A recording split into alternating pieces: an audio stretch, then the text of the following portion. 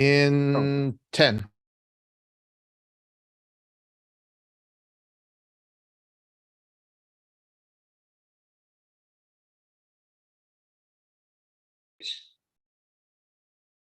Hello and welcome to the final session in this series on architecture and philosophy, the third series that we've hosted on Digital Futures on that particular theme. The first one starting off a series of lectures by Slavoj Žižek and others, and the second one last year looking at some of the key figures, Derrida, Deleuze, Butler, and so on. And this year we've been continuing this. The idea behind this is essentially that in terms of doctoral research anyway, it doesn't seem to make sense anymore just to have small groups of students working in a small classroom, one professor, when you can share a platform and share that knowledge worldwide. And what we're trying to do in Digital Futures is to some sense, not just break down the physical walls of the classroom, but also the social and economic barriers that have prevented people, certain individuals around the world, from having access to education. So today I'm delighted to have as our guest Pippo Ciorra and Luisa Lorenza Corna. Tafuri is a highly enigmatic figure, certainly for the Anglo-Saxon world. The translations of his work are difficult to understand, and apparently Tafuri's work is itself, in some senses, untranslatable. But he's remained somewhat of a figure that we know about but don't know much about, and especially, I would say, on the American scene, where any term that anyone who relates in any way to socialism or communism is immediately overlooked. And yet he is someone who fascinates. There is a myth around him. And today we're going to explore what the role what his precise role was. Was he, in the end, very positive or negative for architectural culture? And how does he kind of connects in some way? How does his deeply kind of political views connect with architecture? Tafuri, his dates are 1935 to 1994. He was an Italian Marxist historian and theorist, and he was professor of architecture at IUAV, Istituto Universitario Architettura di Venezia. At the time, surely one of the leading schools in the world. There were some astonishing figures, including Carlo Scarpa and so on, connected with it. He was a member of the Italian Communist Party and took a radical, philosophically informed approach to architectural history.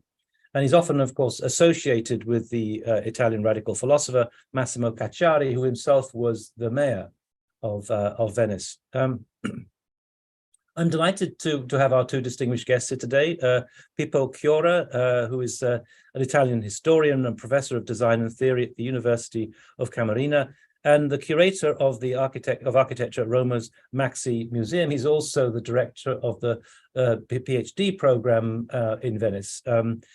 Pippo, for a while back in the 80s, was teaching in the States at Ohio at a time when Jeff Kipnis and Peter Eisenman and Daniel Libeskind rule there. So he's no stranger to the Anglo-Saxon world. He's frequently given lectures over there. Luisa and Lorenza Corna, by comparison, is just starting her illustrious career. She is a design historian and is currently a Leverhulme postdoctoral researcher at Birkbeck College, University of London. And she wrote her PhD under Gail Day, who's one of the, to my mind, one of the most interesting figures operating in British academic culture in terms of design history. And that was, her PhD was on Manfredo Tafuri. Just maybe I can just say quickly that, that all these lectures are uploaded onto our YouTube channel. And at the bottom here, you can see a reference to our YouTube channel. So I'm going to unshare and invite Luisa to kick things off today. Exactly. Okay, I share the screen. Et voila. Can you see it? And can you hear me? Yes. Great. Okay, so the talk I will deliver today is titled tentatively Tafuri Reception, Modern Writing and Ideology Critique. So it's an expansive and expanded title because I'm trying to offer an overview of the body of work of Tafuri, which is immense. But I will try to do my best given the time I have at my disposal, which is 40 minutes. So I would like to start with a selection of books or book chapters on the work of architectural historian Manfredo Tafuri that have not been written by authors that have been written by authors who are not architects or architectural historians. So in chronological order, you find 2022, philosopher Peter Osborne, Crisis of the Form, Gail Day, Dialectical Passion, issued in 2008-10, and then a collection of essays called As Radical as Reality Itself, which includes a text by David Cunningham, who is a literary critic that has written about Tafuri. And to go back to the roots, a book called, famous book, Architecture, Criticism and Ideology, published in 1985, in which Frederick Jameson has written a very famous text called Architecture and Critique of Ideology, which is based or partly on Manfredo Tafuri's work. And this latter publication in particular resulted from an eponymous conference which focused on Tafuri's work and played a crucial role in the establishment of Tafuri as a key figure in the English Language Academy. Indeed, the list could be longer, but I want to focus today on a series of authors who have been important for my understanding of Tafuri's work and to whom I will refer throughout this talk. So the reason why I make this detour into the secondary literature on Tafuri is because I want to place emphasis on two specific aspects today. On the one hand, on the what I would call in brackets, and we'll explain why later, I want to place emphasis on the transdisciplinarity or interdisciplinarity of Tafuri's reception, which reflects, I think, his ability to defy disciplinary divisions and constraints. And on the other hand, I want to shed light on Tafuri's cyclical return, or rather inextinguishable presence within Marxist debates. To describe this phenomenon, Daniel Scherer has talked about an ongoing discorso tafuriano, an ongoing Tafurian discourse. Let's return for a moment to the first point I raised, that is Tafuri's ability to elude disciplinary borders. For I want to make clear that his approach had very little to do with what nowadays we would define transdisciplinary, and that's why I put this word in brackets. So Tafuri's writing predated the established discourse on transdisciplinarity with its origin in the 70s, and was produced independently of it. And in accordance to Pier Vittorio Aureli's contextual reading of Tafuri, in an article he published in 2011 called Intellectual Work and Capitalist Development, I want to argue that Tafuri's transdisciplinarity, so to speak, is part and parcel of an attempt to recuperate, I quote, the totality of the intellect, vis-a-vis the expertise and the specializations imposed by neo-capitalist mode of production, which was gaining ground in Italy around the time Tafuri established himself as an architectural historian and critic. With regard to the second point, that is what I call the ongoing discorso tafuriano, echoing Daniel Scherer, I want to stress that a parallel between these and Tafuri's own understanding of history and historical research as interminable. In several places, Tafuri uses precisely this term, interminable, when asked to define his mode of research. And this is a term that, in fact, borrows from Sigmund Freud, who defined psychoanalysis as an interminable therapeutic process to the extent that depression can only be displaced but never totally lifted. However, regardless of the sources that inspired the full definition, which I wanted to mention to give you a sense of the scope of his work, what I'm interested in emphasizing here is, I repeat, a correspondence between Tafuri's understanding of his own research and the never-ending resonance this latter had in the humanities since his death in 1996. So I want to ask, so that my talk today takes its lead from this question. So how can we read the defining and interconnected aspects of Tafuri's legacy in terms of the constant reappearance of his work and its dislocation from a properly architectural realm? Amongst the various different factors that could be, in my opinion, identified as causes for this, two are of primary importance. So, one, his mode of writing, and secondly, the critique of architecture and capitalism that he devised. Let's start with the first aspect. So, his Tafuri has a specific mode of writing, which I would define as self-reflective, allegorical, informed by a dialectical logic and unresolved. So I try to sort of categorize his mode of writing, to define his mode of writing through these kind of four features.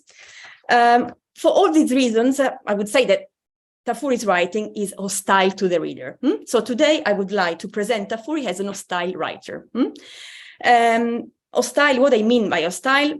I mean, he was hostile toward the discipline he belonged to, and to some extent to his own upbringing. Sorry, I share again. But his writing is also hostile toward the reader. So there is a double hostility at stake here. Quoting Franco Fortini, a writer contemporary to Tafuri, and one of his key references, we could say that Tafuri doesn't speak to everyone, but speaks to those who have a certain idea of the world and of life, who do a certain labor within it and have a certain struggle within it and within themselves. Yet the hostility we just sketched out, and which we can reframe in the light of Fortini's comment, Fortini's quotation, which I wrote in these slides, is a demand for the reader's commitment and partisanship, no? And it's something that, in my view, has triggered what I would call today an interpretative fever towards his writing. Let's move now to what I consider the second reasons for Tafuri's never-ending popularity, which is something I already mentioned before. No, this second reason lies at the level of the content of his work, and it is his interest in architectural complicity with capitalism, a complicity that has only intensified in the last 50 years, as we know, when Tafuri penned his first writings on the subject. So we can say that his writing, to some extent, had a prophetic quality, for they predicted this discipline's progressive suturing into the means and methods of the market, constraining its ambition to the real of capitalism. And when I say the real of capitalism, I'm referring here to, perhaps you know, Mark Fisher's notions of capitalist realism, no? A definition that Fisher coined to indicate our epoch's inability to imagine a coherent alternative to the status quo. So my talk today will revolve around these two aspects, namely Tafuri's hostile writing and his analysis of architecture's collusion with the capitalist mode of production. To start with the mode of writing, so as I said before, I earlier associated the hostility inherent to his writing with four specific features, no? Which are its irresolution, its unresolved mode of writing, its allegorical type of writing, its self-reflexivity, and its dialectical approach. Unfortunately, in the time I'm unable to go into all these aspects, so in more details, and so I will limit myself to expand on two of them, namely irresolution and allegory.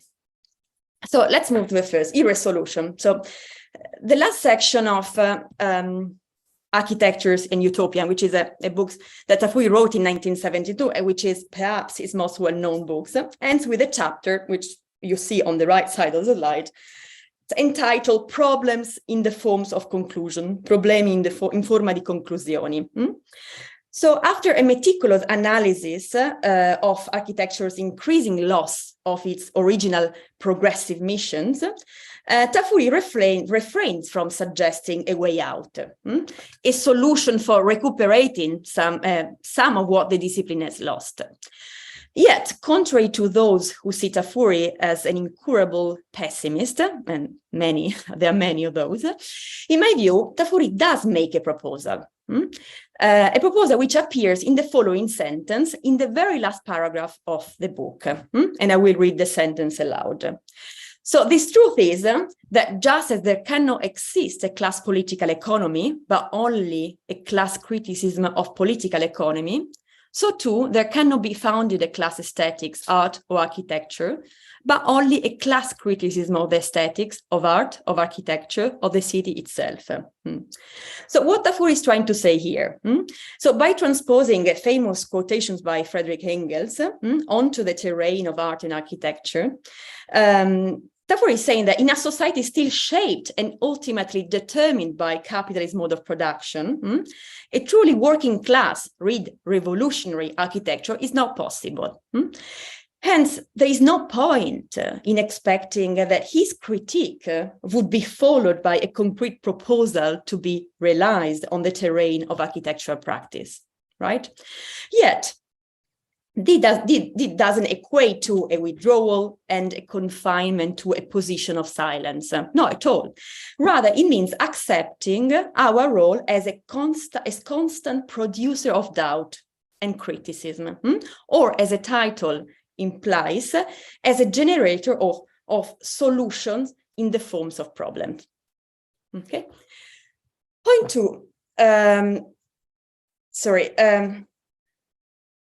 The allegory, Tafuri's allegorical writing mode. So in order to understand Tafuri's style, I think we must consider in the light of a debate that emerged in Italy in the 60s, which asked how the merging of neo-capitalist economy was reshaping the role of intellectuals in society, and how such a new economic and political regime could be addressed aesthetically. So this is a broader question which intellectual or Marxist left-wing, Marxist-leaning intellectuals are asking, and Tafuri is taking part to this question. So crucial in the development of the debate I'm referring to was a cultural magazine called Il Menabo, which in 1962 dedicated an issue to the relationship between industry and literature, with the participation of the writer Franco Fortini. We return, so we bring him back, no? As we said before, Franco Fortini was a key reference for Tafuri, in my view. So Fortini writes a text which was called Astuti come colombe, cunning as doves, a very sort of paradoxical title, in which he repeatedly and forcefully criticizes works of literature that privilege direct representation of the neo-capitalist industry. And he argues that, I quote him, industry is not a theme, but it is a manifestation of the theme called capitalism. So what did he mean by that? No, he meant that the task of representing capitalism required the writer or the artist or the architect to go beyond the material objects and physical spaces associated with capitalistic production, and to look instead at the way the mode of production penetrates human lives and reshapes both our subjective self-perceptions and our perception of the world.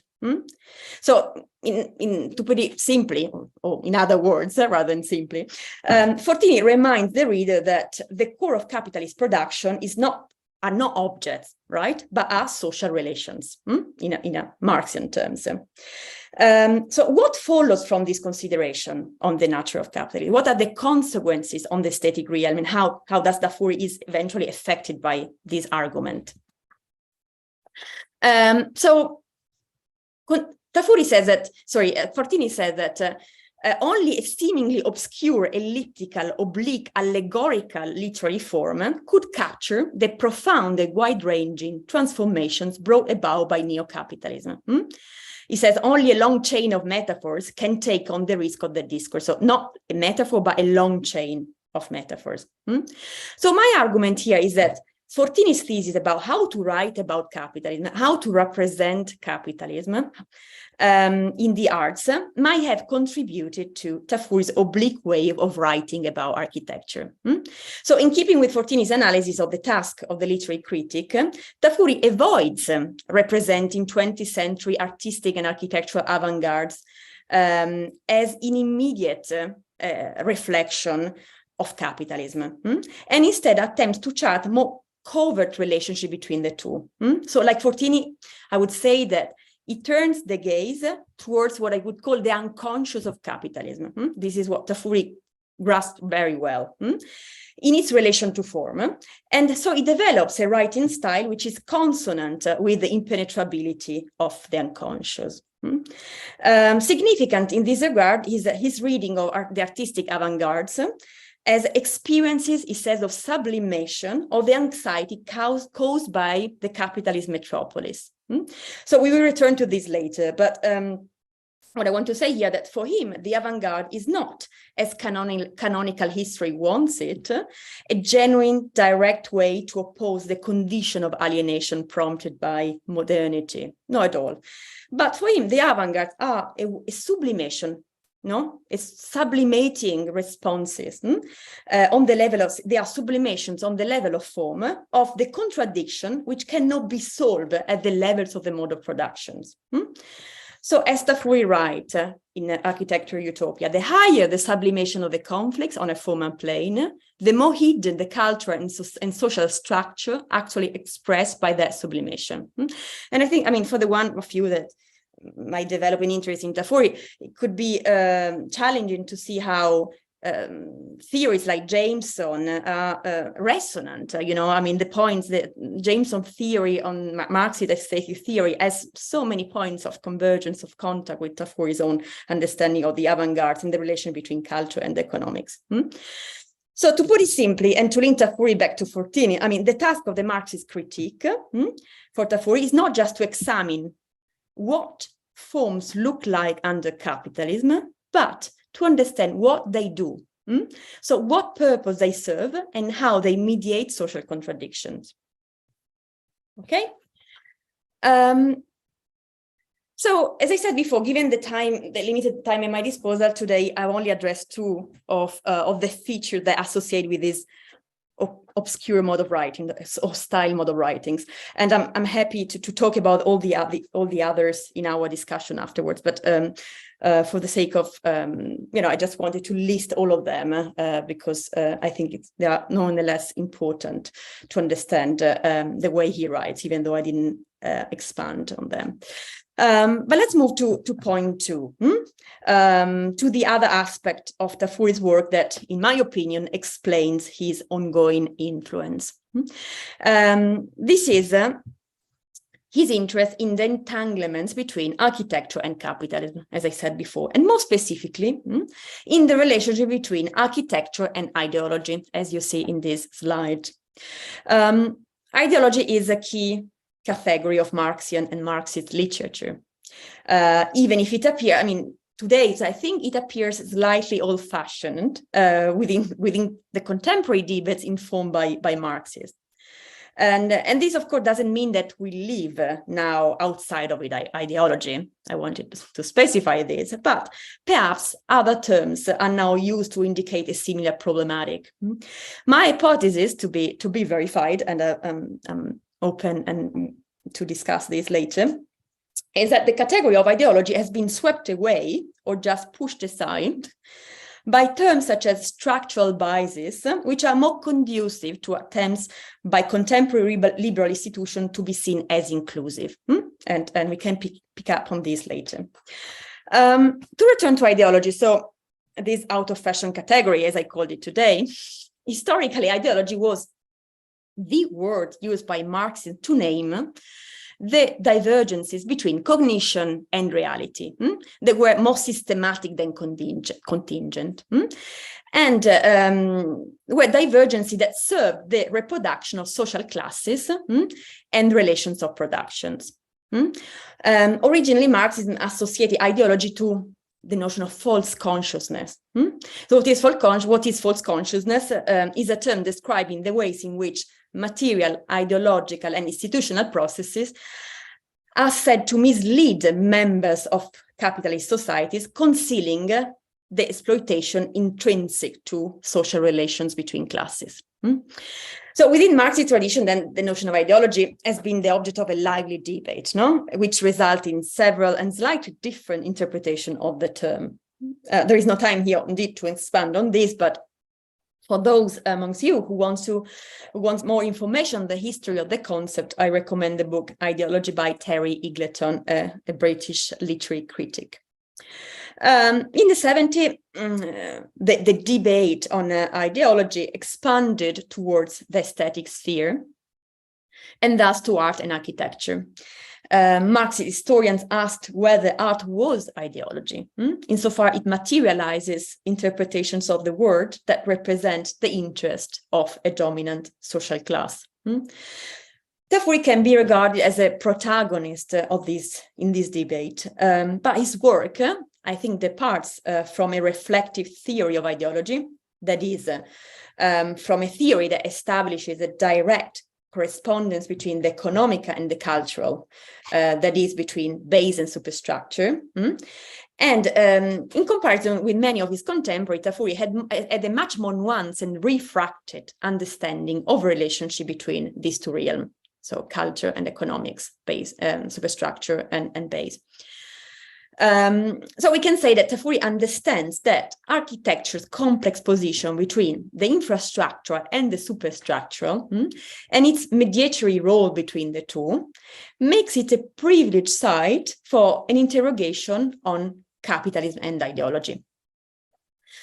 So Tafuri's theory of ideology is best spelled out where in Design and Utopia. Again, is his most famous book, translated into English in the 70s, and largely available online in those days.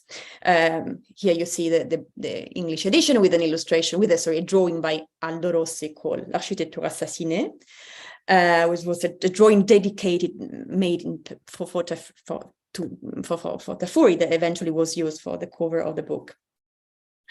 So in Architecture and Utopia, Tafuri provides an account of the transmutations of ideology in the field of art and architecture from the 18th century to the post-war time. So the choice of a longue durée approach, I think, reveals his historical understanding of the term. So he frames the relation between ideology and architecture as being contingent upon historical and economical necessity rather than fixed.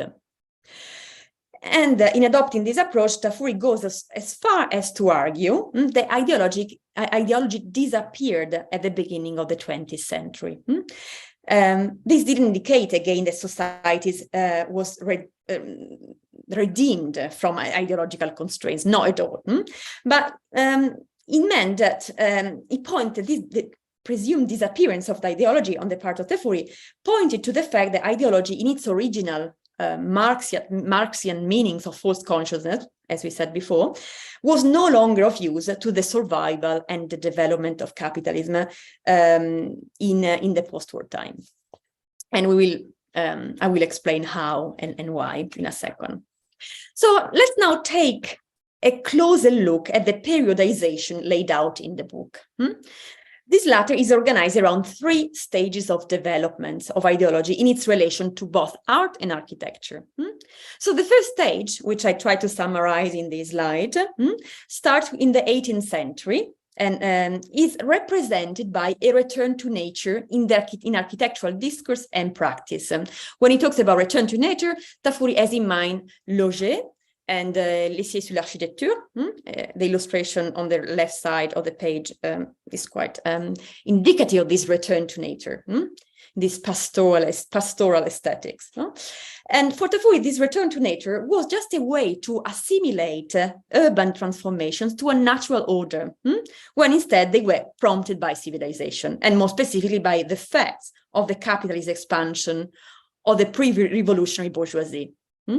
So in this phase, Tafuri used or mobilized, we can say, a classical Marxian notion of ideology as false consciousness. So ideology as false consciousness and referring to the past. So this canonical, so to speak, understanding of ideology, which we could also define as regressive. That's why I wrote. I added the word past next to ideology as false consciousness, regressive or nostalgic, no? Insofar it is a type of ideology that tries to restore the myth of a pastoral life and tries to study against the early effects of metropolitan alienation. So this type of understanding of ideology is at some point later on leaving room in the second half of the 19th century to a progressive type of ideology, which is aligned with utopian thought, and it is epitomized by the avant-garde. And we move to the phase 2 of Tafuri's periodization of the development of the concept of ideology. So Tafuri's account of the different iteration of ideological thought challenges is the presumed radicality of the avant-garde movement. That's why it's quite unorthodox, no? Shows instead how the avant-garde served to acculturate the subject to the abstraction of industrial capitalism and to the end of the modern metropolis. And we will see how this happened in a second. So, in other words, the avant-garde provides an answer to the following questions. How can we live in an emergent world constituted by ever more transitory and fleeting flows of capital and commodities? So the avant-garde was there to respond to this need, to this survival necessity. So Tafuri argues that the avant-garde, like the very forms of the avant-gardist artifacts, offered, he says, a behavioral model, a mode of comportment to the modern subjects. So this behavioral model not only allowed the modern subject to survive in the present, but also prepared them to face the consequences of future economic leaps. So here we begin to understand how this new type of progressive ideology, how I called it, is turned into utopia is functioning.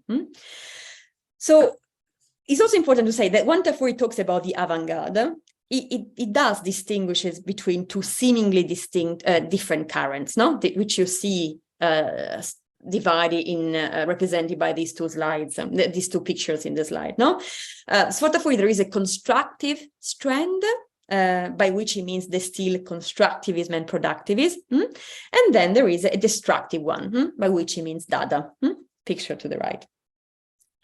But the point is that when he interprets the formal strategies, when he sort of digs into the work of these two apparently seemingly distinct avant-gardist current, their difference seems to collapse.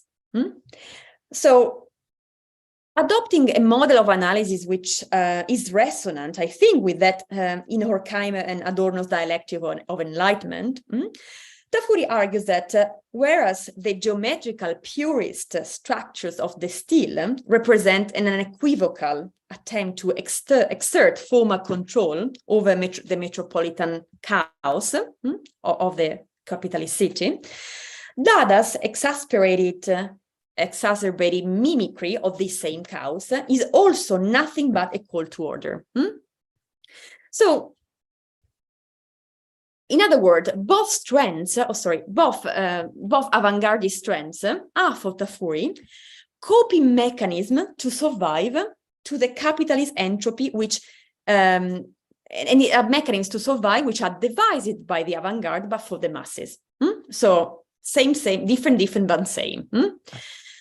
So before we move to the last and final phase of Tafuri's periodizations, we should perhaps briefly touch upon the sources of inspiration for this, what I call unorthodox reading of the avant-garde in relation to ideology.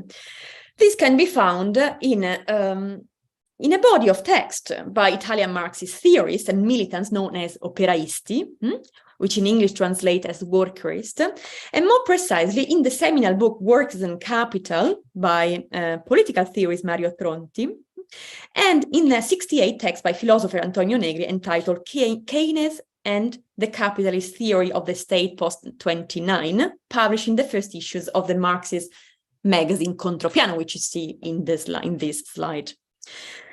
So in order to get a better grasp of Tafuri's analysis of the entanglement between the avant-garde and ideology, we should explore what these two texts I just mentioned have in common. So both Tronti and Tony Negri reread Milton Keynes' New Deal, not just, as we know, the initiation of state intervention policies, but rather as, I quote, the reconstruction of a state based on the discovery of the inherent antagonism of the working class. So in other words, both Tronti and Negri argue that after the 29 crisis, the state has acknowledged that the working class poses a threat to capital, and the state hence is obliged to forge new weapons that could absorb its revolutionary force. In fact, Negri talks in a way that is resonant with Tafuri's writing. Negri talks about the imperative to sublimate the working class into a dynamic element of the system and integrating it at ever new levels.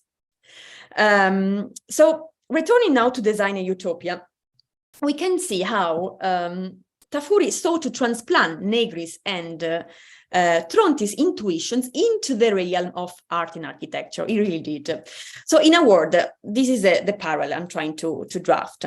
So as Keynes' interventionism sought to integrate the negativity of the working class into the system, putting it to work, 20th century ideological thought sought to make the avant-garde's rebellious endeavor functional to society's survival. Right?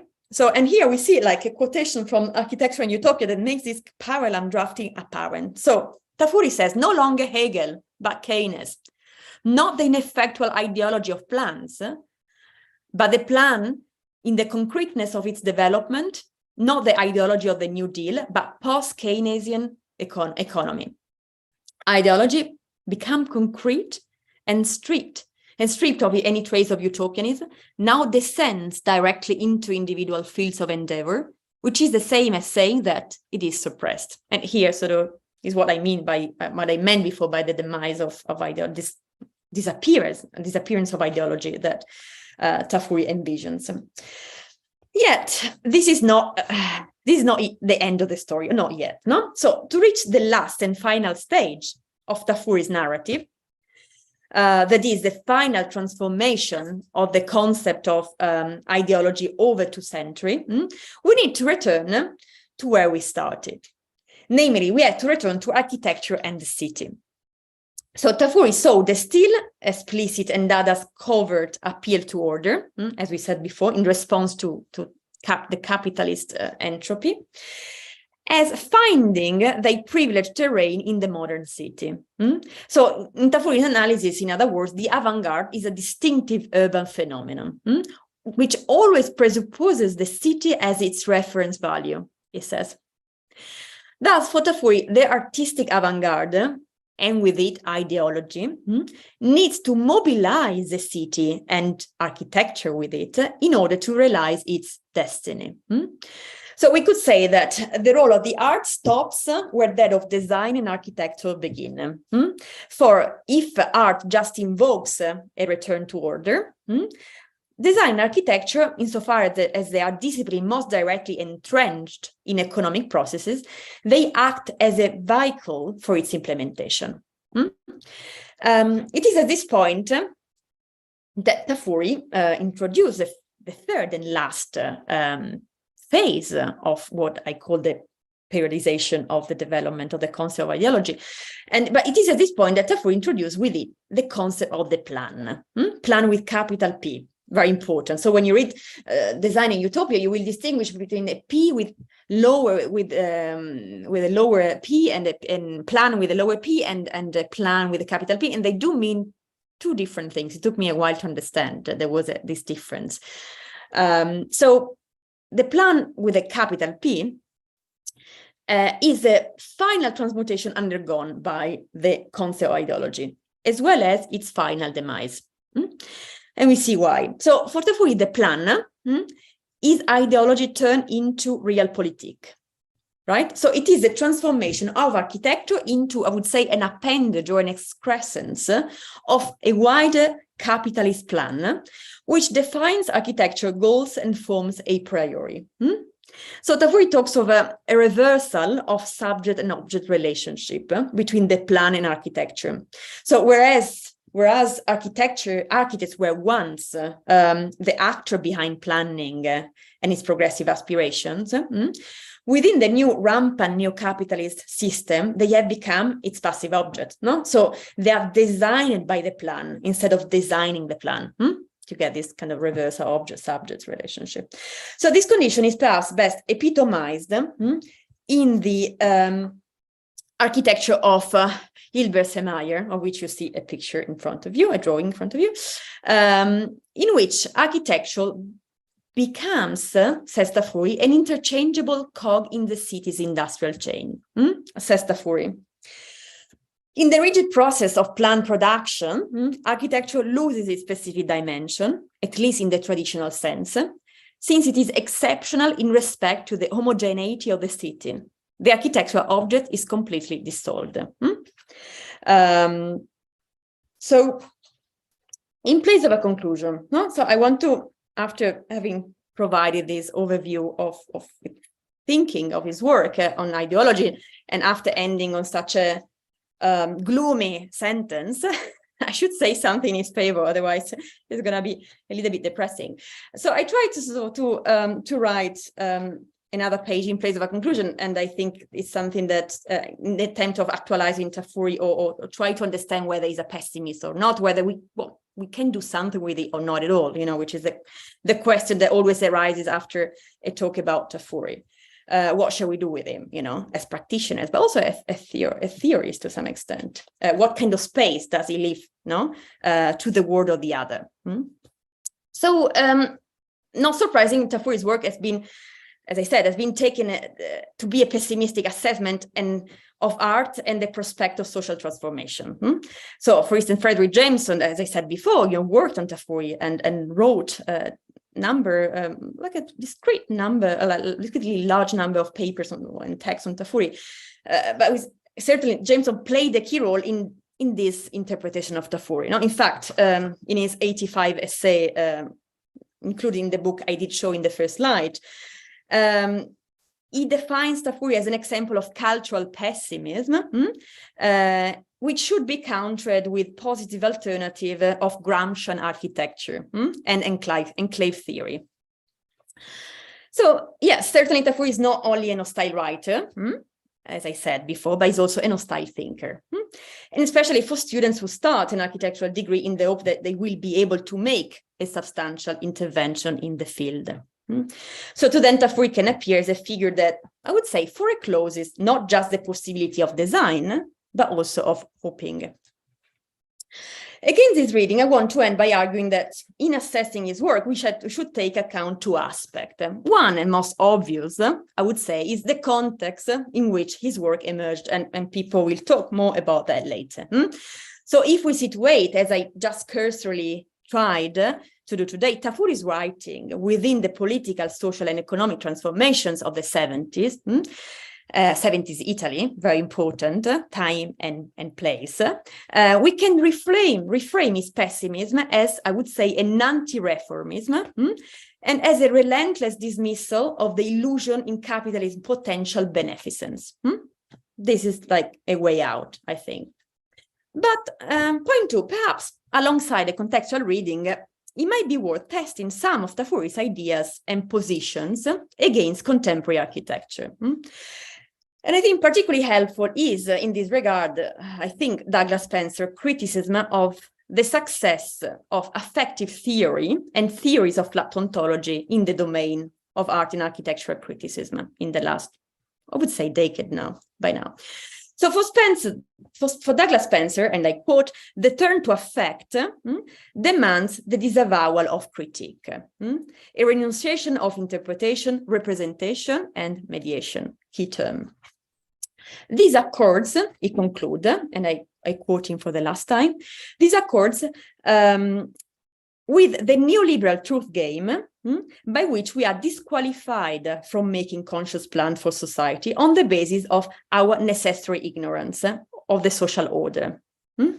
So in relation to these fashions in architectural discourse, perhaps you could read Tafuri's obstinate will to grasp the apprehensions of social totality, not as a foreclosure of social transformation, but conversely, as a way to prepare, in his words, a solid platform for those who intend to oppose the stability of values. and I want to finish with this sentence, which summarizes what I just said. It is just because one has faith in the positiveness and possibility of revolutions that one can and must prepare a solid platform for those who intend to oppose the stability of values, from Theory in History.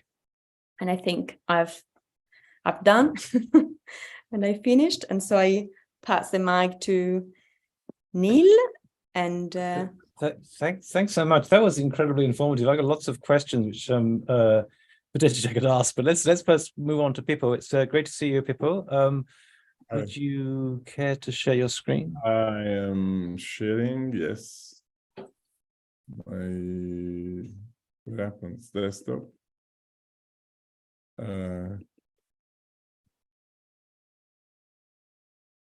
Oh, sorry. This is not where I should be now. Yes. I was changing something, but here it is. Okay. Can you see it? Yeah. Yes. Yes, hello, nice to meet all of you. Thank you for being here on a Sunday afternoon. I am in a sunny day here, so it would be nice to be outside taking a walk, but we dedicate this afternoon to Tafuri, which is a quite surprising experience for me today. So the what I'm gonna talk about is much more humble. It's much more humble and phenomenological. Tafuri hated phenomenological compared to what Luisa has so perfectly analyzed.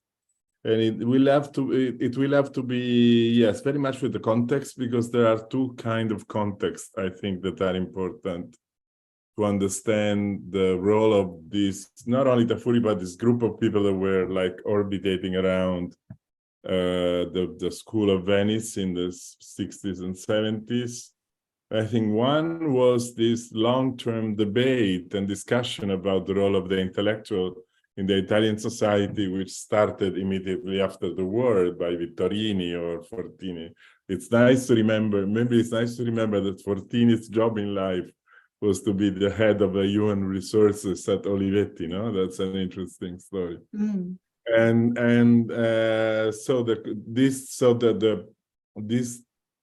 The conversation, this debate about the role of intellectual, which slowly, not so slowly, became this kind of internal war between the progressive intellectuals, of which this Tafuri story, of course, is a very important part. The second context is, of course, the School of Architecture itself, because in the end, architecture was what was paying like Tafuri's salary, no? But somehow, and so he had a job because he was teaching architecture, although he was undermining the concept of architecture every day. But the context of the IUAV is important because it is kind of an hegemonic condition that the school had for a certain amount of time. So the Red Lagoon, because as Luisa has very clearly described, the conceptual context of all this was the Marxistic, or this kind of Italian Marxistic thinking, progressive thinking, reformism versus like radicalism, all happened within this very wide and controversial and conflictual field of the political left in Italy and in Europe. The cultural power is important because politics for these people was not only an ideological battlefield, it was a field for the construction of academic power, social power, accountability in society. So it's a very complex history. And I can only try to give you some hints.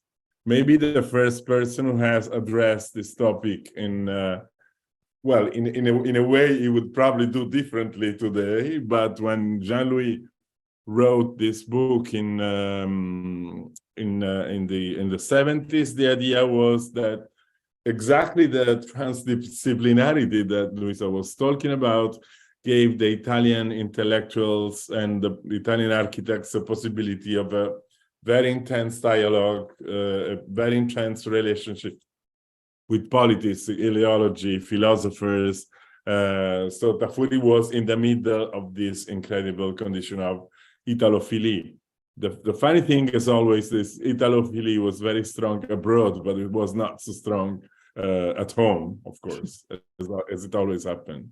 I'm sorry I'm bothering you also with some like covers of books, because they are, most of them are the same that Luisa was showing, but I was also trying, and we will do this later, to highlight how Tafuri became an interesting, so why we're here today. So how Tafuri became an interesting subject for the Anglo-Saxon academic and architectural world. Four elements for me are the pillars of among the pillars of the EUAV hegemony: history, city, autonomy, which is a very complex concept, and drawing, now the image.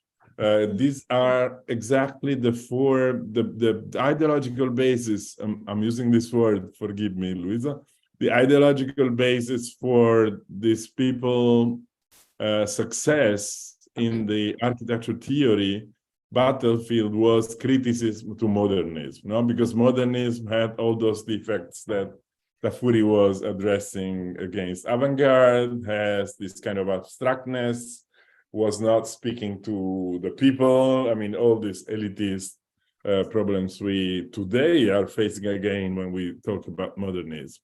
So the lack of history, the lack of urban thinking, the lack of like ideological so architettura e rivoluzione versus architettura o rivoluzione.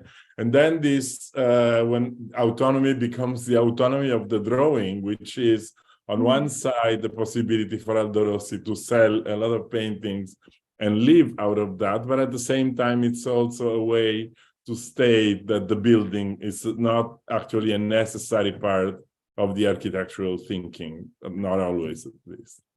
It's also not so difficult to tie, with some lies here and there, to tie each one of these topics to one period of one director at EUAV, because EUAV does not start with Tafuri and Aldo Rossi. EUAV starts to gain its importance much earlier. Namely in 1943, when Giuseppe Samonà, the Sicilian Catholic intellectual and architect, becomes the director in Venice. And I mean, if you want to look at this, I'm sorry, because these are the two more like articulated book about, let's say, before the 1960s, and it's the book on BBPR by Ezio Bonfanti, was probably one of the most sophisticated architecture critic in Italy at the time, and Marco Porta, and then Manfredo Tafuri for his book on Quaroni. This is the book that allowed Tafuri to become a professor in the university, and it's an Olivetti edition, which is also interesting. So Samonà becomes the director of the EUAV. EUAV was not a university. EUAV became a university only a few years ago. It was an istituto speciale, a scuola speciale di architettura, which means like a separate condition compared to university, which maybe was a little problematic in some cases, but which allowed a larger amount of freedom when you were choosing professors, putting up classes, building curriculum. So this freedom, Samonà, it took advantage of it, and he started to call the people who were the most talented in Italian 1950s architecture. First one was Bruno Zevi, which of course was convinced that democracy was perfectly portrayed in Frank Lloyd Wright organic architecture. But not only Zevi and Samonà start to build a new school which was also fighting against the old curriculums, because I mean, Adalberto Libera was building some beautiful modern buildings, Piacentini was Piacentini, but the curriculums were still extremely academic, based on the reorganizations of the early 20th century, when the art academies, architecture sections became university and school of architecture. So the first element to change the situation at IUAV was the demolishing this approach, no? I caratteri distributivi, which then later were taken back by Rossi and his friends, or the ordini, so academism as an enemy, and the building of a new approach to the education in architecture by these people. There is an article in this issue of Casabella which explains exactly what they wanted to do in building a new curriculum in Venice against the tradition of architecture curriculums in Italy. So what they do, they did a very simple thing. I mean, Tafuri never really liked talent. No, Tafuri was not a lover of talent. Zevi was a lover of talent, individual talent. Tafuri could not love individual talent, of course, in the ideological construction that Luisa has so precisely done. So they call Carlo Scarpa, they call Albini, they call Gardella, Giancarlo De Carlo, so the best, which would be impossible today in Italian university, because to move a professor from one school to another, it takes like a global war. So what Samona and David do together is to bring the best architects to teach architecture in the School of Architecture in Venice, and sometimes even to build, of course, building in Venice, as in the case of the Casa Le Zattere, which sometimes Tafuri liked, sometimes Tafuri disliked. This is one of the interesting things in architecture judgment by Tafuri, that they were very much depending on the moment he was writing them. So they were like functional to his discourse, rather than autonomous really judgments. The other thing they do, they try to bring the big masters to Venice. So they invite Frank Lloyd Wright, Le Corbusier, and then later Louis Kahn to build in Venice. Of course, none of these projects got to be built, but they left a very important legacy in the history of the city, especially the incredible project by Le Corbusier for the hospital he was designing when he died, basically. So between 1963 and 1965, this project has been the generator of thousands of interesting projects on Venice. And also made clear, I think, what Samona wanted to do, and Juan Corbu made clear with this project, that Venice was a platform for avant-garde, not avant-garde, but for research and innovation in architecture. I personally remember Tafuri saying something I agree with, that Venice is like New York, because that the city is more important than the single building, because you always walk, and because architecture can attempt extreme experimentation in this kind of weird situation like Venice is. For us, which are not, I mean, I of course, I was into philosophy when I was young. I was reading Habermas and Hegelian and Gadamer, and I was writing sometimes even on Alpha Beta, but later. But for us, Tafuri was mainly about historiography. So the meaning of history in the making of architecture. This was his bigger fight with Zevi, but also the most interesting for designer, a designer and an historian. The most interesting topic was historiography. How is historiography built? We have to remember that Zevi just published the first book in the history of architecture, which was called History of Modern Architecture. No, it was just after the war. So the role of history, which was completely missing in the modern movement, in the avant-garde, let's say in a very simplistic way, Tafuri was important for these people in Venice to be able to reopen a conversation with history, and we understand what history could mean in the making and thinking of architecture. So the definition of historiography was important for him. The other thing was, of course, politics. No, there was a moment Zevi was part of 4 parties. It was registered at the same time to 4 different parties, because activism was, Italy has to be rebuilt after the war.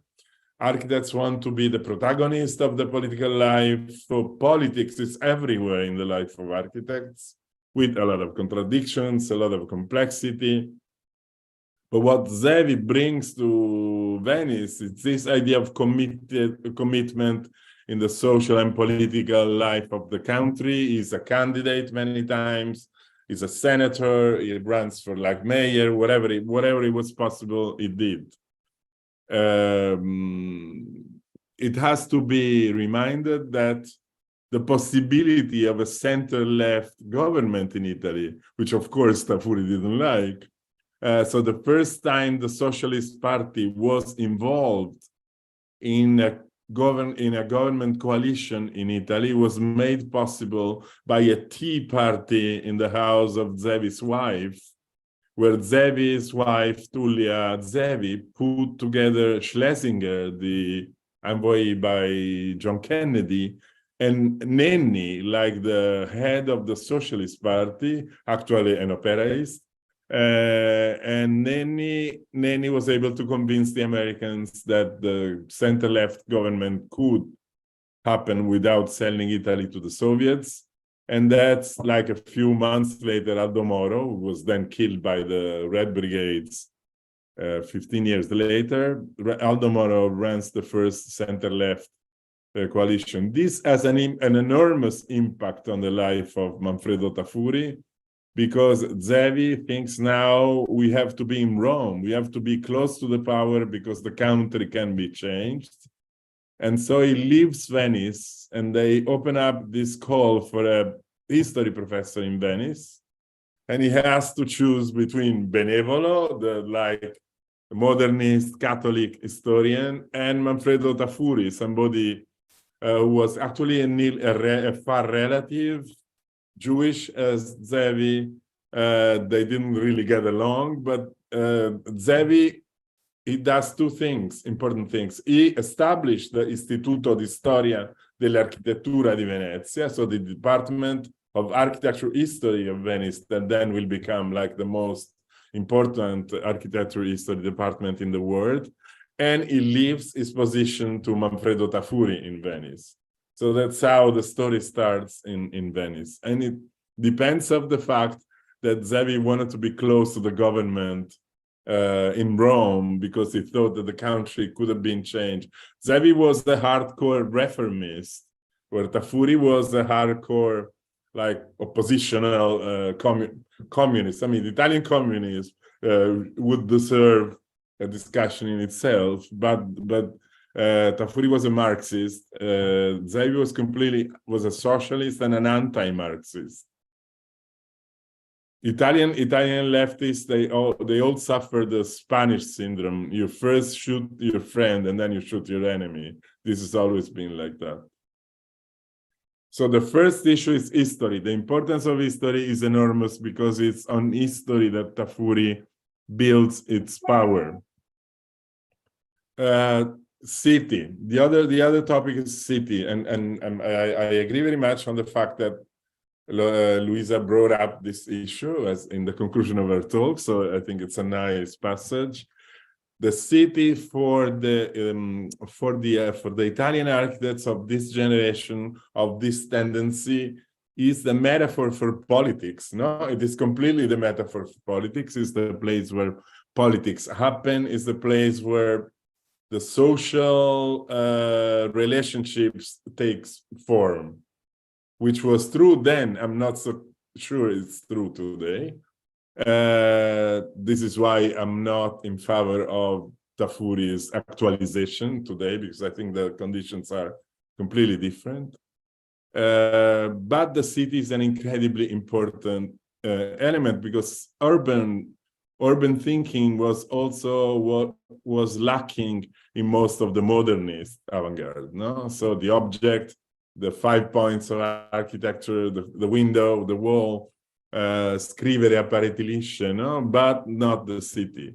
They said civilization is the city. We have to build the city. We probably have to build our city, which is the city of the socialist, liberated community of the future. Zevi and Tafuri had this, I mean, Zevi became controversial very much after they did this beautiful exhibition on Michelangelo. It was curated by Bruno Zevi and Paolo Portoghesi. Then they were working on Borromini. They started this incredible fight on Borromini. I mean, we will not go into this, but then Zevi took a very extreme position. And also Tafuri was always accusing Zevi of being a critic, no? What he would call the historia operativa. But of course, Tafuri was an operative critic himself, but in a different word, an extremely operative critic. I mean, the Roman architects would do a project, would bring it to Tafuri and say, what do you say about this, before they would submit to a competition or to things like that. Although my master Quaroni was the one who made Tafuri a professor, he always thought that Tafuri had no idea how to judge actual architecture quality or not. So ideology, no, versus the phenomenon. Of course, these people had a platform to consolidate their power. So this, to go back to what I said before, city is the politics. And politics was also a language for these people to communicate to each other, to establish, I mean, today in Italy, in these days in Italy, there is this disgusting conversation about the right wing complaining they don't have space for their own culture, but they never had culture, because in the social pact in post-war Italy, there was like an unspoken division, an unspoken compromesso storico, which left the ruling of economy, justice, an important aspect to the conservatives, and completely left the culture to the left. So they could only fight among themselves in the cultural world. So when Tafuri speaks against the avant-garde, he's speaking against Super Studio at the same time. He's speaking.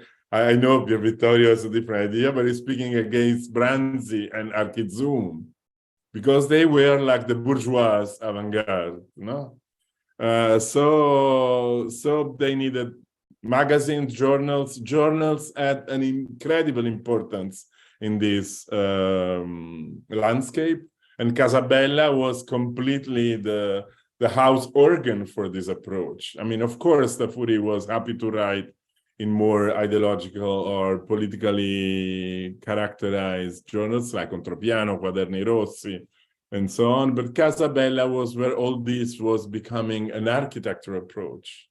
And that's, of course, the impossible to resolve contradiction, but that's an interesting one. And it was very well depicted in the last slides by Lorenza. Tafuri is criticizing the possibility of an architecture which is not enslaved to capitalism.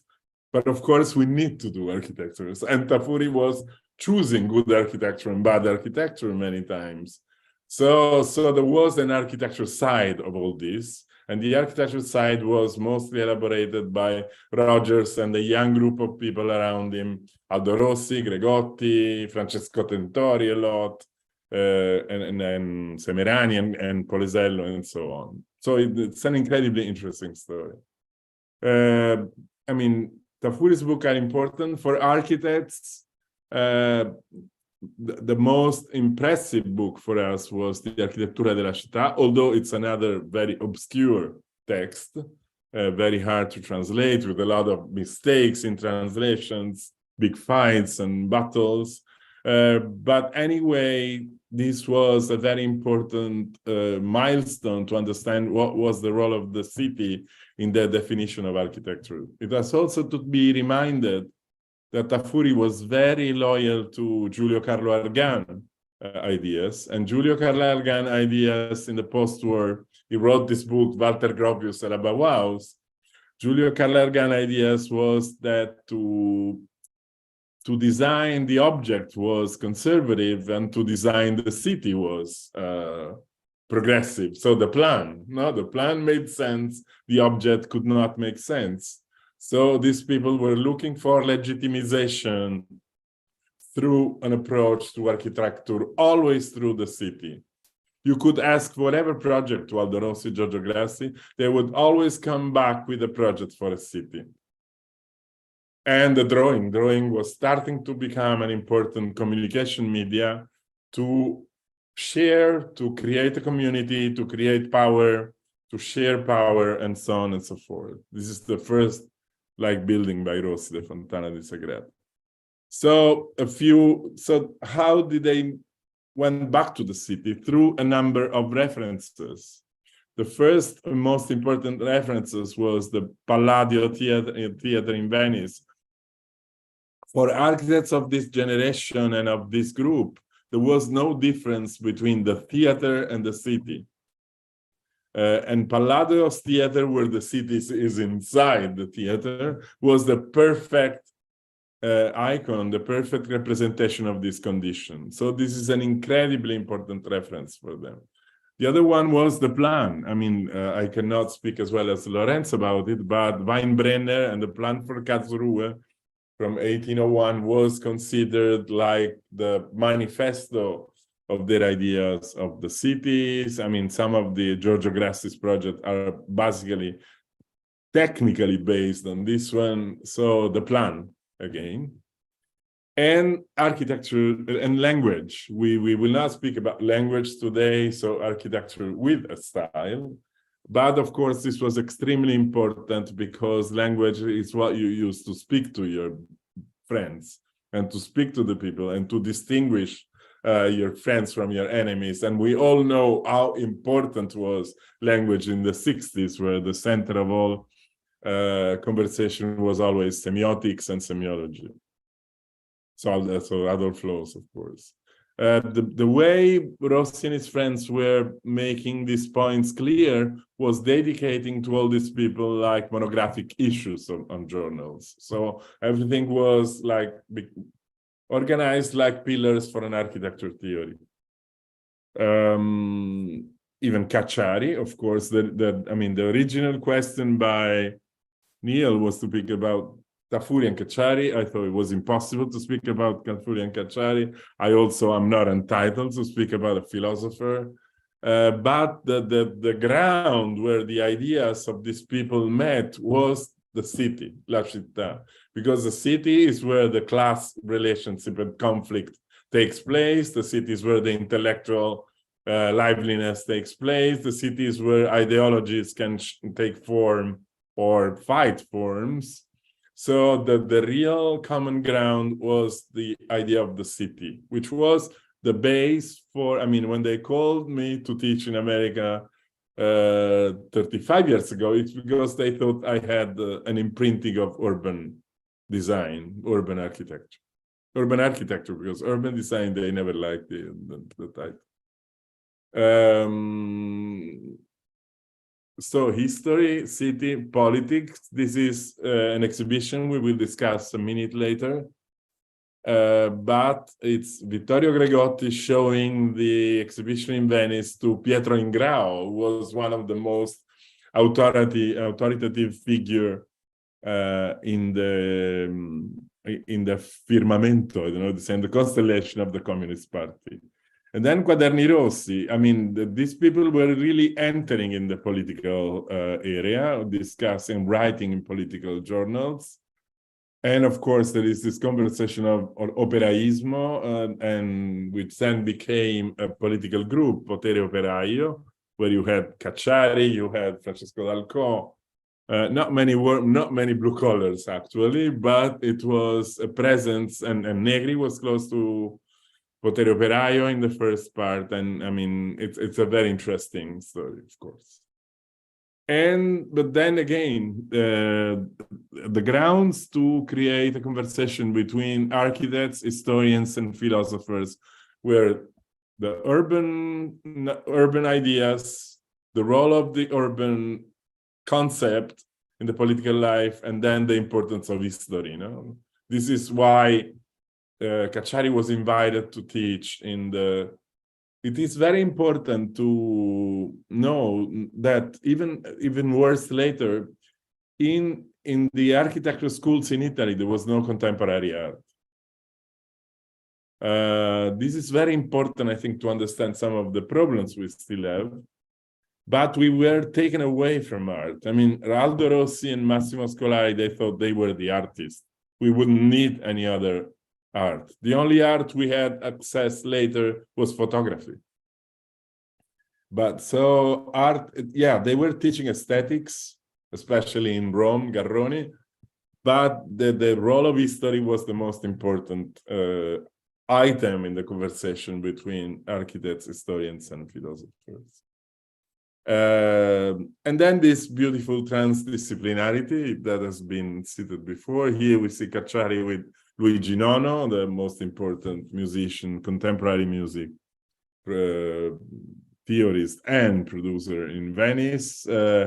Here we have the main hall in IUAV with Carlo Scarpa installing Vedova's drawing. So there was it was a koine. No, my professors in my PhD, they would like to call it a koine, so a cultural, consistent ground where all these people could develop their ideas.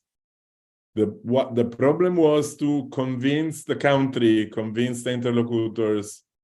I mean, the big battle was what is the appropriate language, I use this word temporarily, for a progressive, radical approach to political architecture.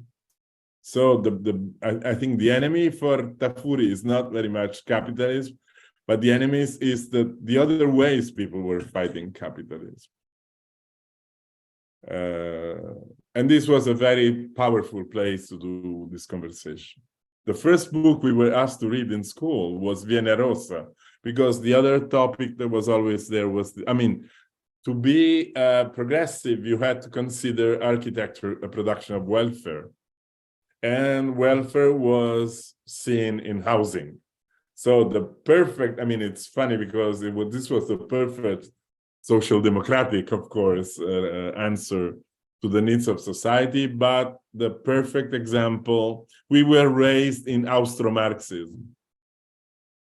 So Karl Marxov, Adolf Loos, Wittgenstein, Freud, Karl Kraus, cynicism also, as an important part of all this, humor. So housing became where all these ideas, these people who would say, there's an essay by Cacciari on Gianugo Polesello, one of the people working with Rossi, and there is this praise of abstinencia, of keeping himself away from actual production of architecture. So this was the contribution. The only way you could do what Tafuri was saying in those last words, to do it, to feel guilty, but not to feel too guilty because you were doing, because you were critical, was to build large, let's say, subsidized or public housing projects. So this is what these people wanted to do in life. It's interesting because modernism in America was luxury villas, no? This is a very important one. Carlo Imonino and Aldo Rossi Galera Tese, the first big project by Rossi, who was invited by Imonino. It's interesting for gossip side that if you take the worst of the Tafuri book, which is the History of Italian Architecture 1944, 1984, there is a moment where there is a page where he writes that the most important projects in the 70s in Italy were Galera Tese, the Giancarlo De Carlo Interni, the Zen by Vittorio Gregotti, and the famous or infamous, according to ideas, Corviale, the 1.2-kilometer building in Rome. And in that moment, if you would do a poll in the communities living in those cities, asking them what was the building they most hated, it would be the same answers. And both of them were right. But this was the gap that was being created between architecture and society in Italy at that time. I think the perfect representation of this kind of theoretical power, synthesis of ideas, radical approach to design is probably Locomotiva 2. Locomotiva 2 was a competition for the business center in Torino, directional center in Torino. And I have to say, it looks very much Polesello more than Aldo Rossi. Autonomy, this is such a delicate word for me. I am always embarrassed when I have to talk about autonomy because it can be used in so many ways. Autonomy were those, I mean, when I was a student, I had to escape being beaten by both the autonomists and the people from the PC because I was navigating in the middle. But at the same time, autonomy is a complicated concept to apply to an architecture that was like claiming so strong relationships with other fields of the intellectual life. But it became a very strong slogan at the time. And ambiguity was a matter of power, I think, more than a matter of a problem at the time. So, of course, there were, I mean, this is the beautiful group of men who created the school in Venice at that time. You see Aldo Rossi, always the coolest one, Gianluca Polesello, Gianni Fabbri, Dalcò, Daniele Vitale. So a beautiful team of people who thought they were the heroes in the country in that moment. This is when Carlo Aimonino becomes the head at IUAV, so we are already at the beginning of the 70s. The situation is different from the 60s. It's a very lively intellectual moment. In the 70s, liveliness come together with political violence, difficulties, a mix of illusions, utopias, and big problems in the country. We ran out of gas for the first time, for instance. And Aimonino runs the IUAV at this moment when Rossi, Tafuri, Cacciari are already like stars in the architecture sky. I think the best book to understand Aldo Rossi is his autobiography, which is much clearer than is the Architettura della Città. And it's interesting that he published the autobiography in English before he publishes it in Italian. So it comes out through oppositions. And it's a very clear account on how all these ideological and disciplinary constraints were mixed with like individual, empathic, atmospheric, you would say today, and like sentimental parts of his life. The Triennale, you know, Italy not only has interesting architects and philosophers schools at that time, it also has interesting platforms for architecture. We spoke about the journals, but there were also cultural institutions that had big importance, like the Triennale in Milano. It's a building by Muzio, built at the end of the 30s. Some of the exhibition, there were no curators. It was a lucky time, a beautiful time, because curators did not exist, but only like people were called to do exhibitions, journalists, critics, historians, architects, experts of every kind. And the Triennale becomes a very interesting platform for the testing of these ideas. This is Umberto Eco and Vittorio Gregotti. It's interesting that the most prominent intellectual of the country is invited to design an architecture exhibition in the Triennale in 1964. Gregotti helps him, although their ideas are very different. We see Arbasino on the left. In the literary world, there were even some women, which is, I think, a good news from this side.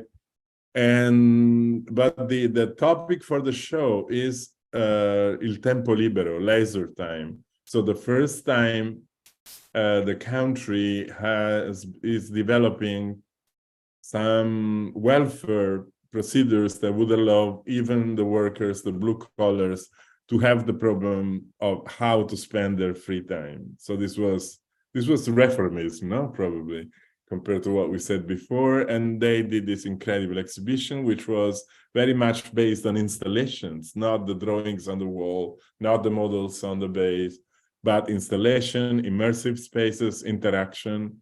And the funny thing that Aldo Rossi was invited to be part of this show and design this kind of installation part for the outside area of the Biennale, of the Triennale. where some like regions and foreign countries were hosted. And he also designed a very, very strange triangular bridge that connects the garden to the Triennale itself. So the exhibitions are super important. They are reflected on monographic. It's very interesting. This is a very interesting number of Casabella because Casabella describes very well the exhibition, and then they all say that the exhibition is bad and only the Aldo Rossi project is good, you know, because it was always in this kind of conflictual intellectual fight. I think the golden age of Venice in terms of architecture is very clear in 1973 in the Triennale di Milano that Rossi curated, the Triennale of Architettura Razionale. So this idea of rationalism also is very important, although Rossi was then actually not really so rational in his work. But that's a great event because, again, it gives you this idea that the city, which is here depicted by Cantafora in this fresco in the Triennale, and that I put here close to one of the Città Ideale in Urbino, because this was exactly what they were thinking. Their projects were projects that were part of an ideal city for an ideal society. Of course, sincerity can be put under question as many times as you want here. But this is exactly the ideas, no? The set of ideas, which can be called ideology, but in a very weak and ambiguous way. But this is what they were looking for, to be the builders of the new city. And you see Aldo Rossi's project, Adolf Loos, La Mole Antonelliana, all the references. This history was also the freedom to display references for them. Yeah, you can have you can have the PowerPoint after. And there is a new thing in the Triennale, which is completely new, which is connects to us. For the first time, they invite the white architects. They invite the people from New York, the New York Five. They invite Jim Stirling. They invite Colin Rose friends.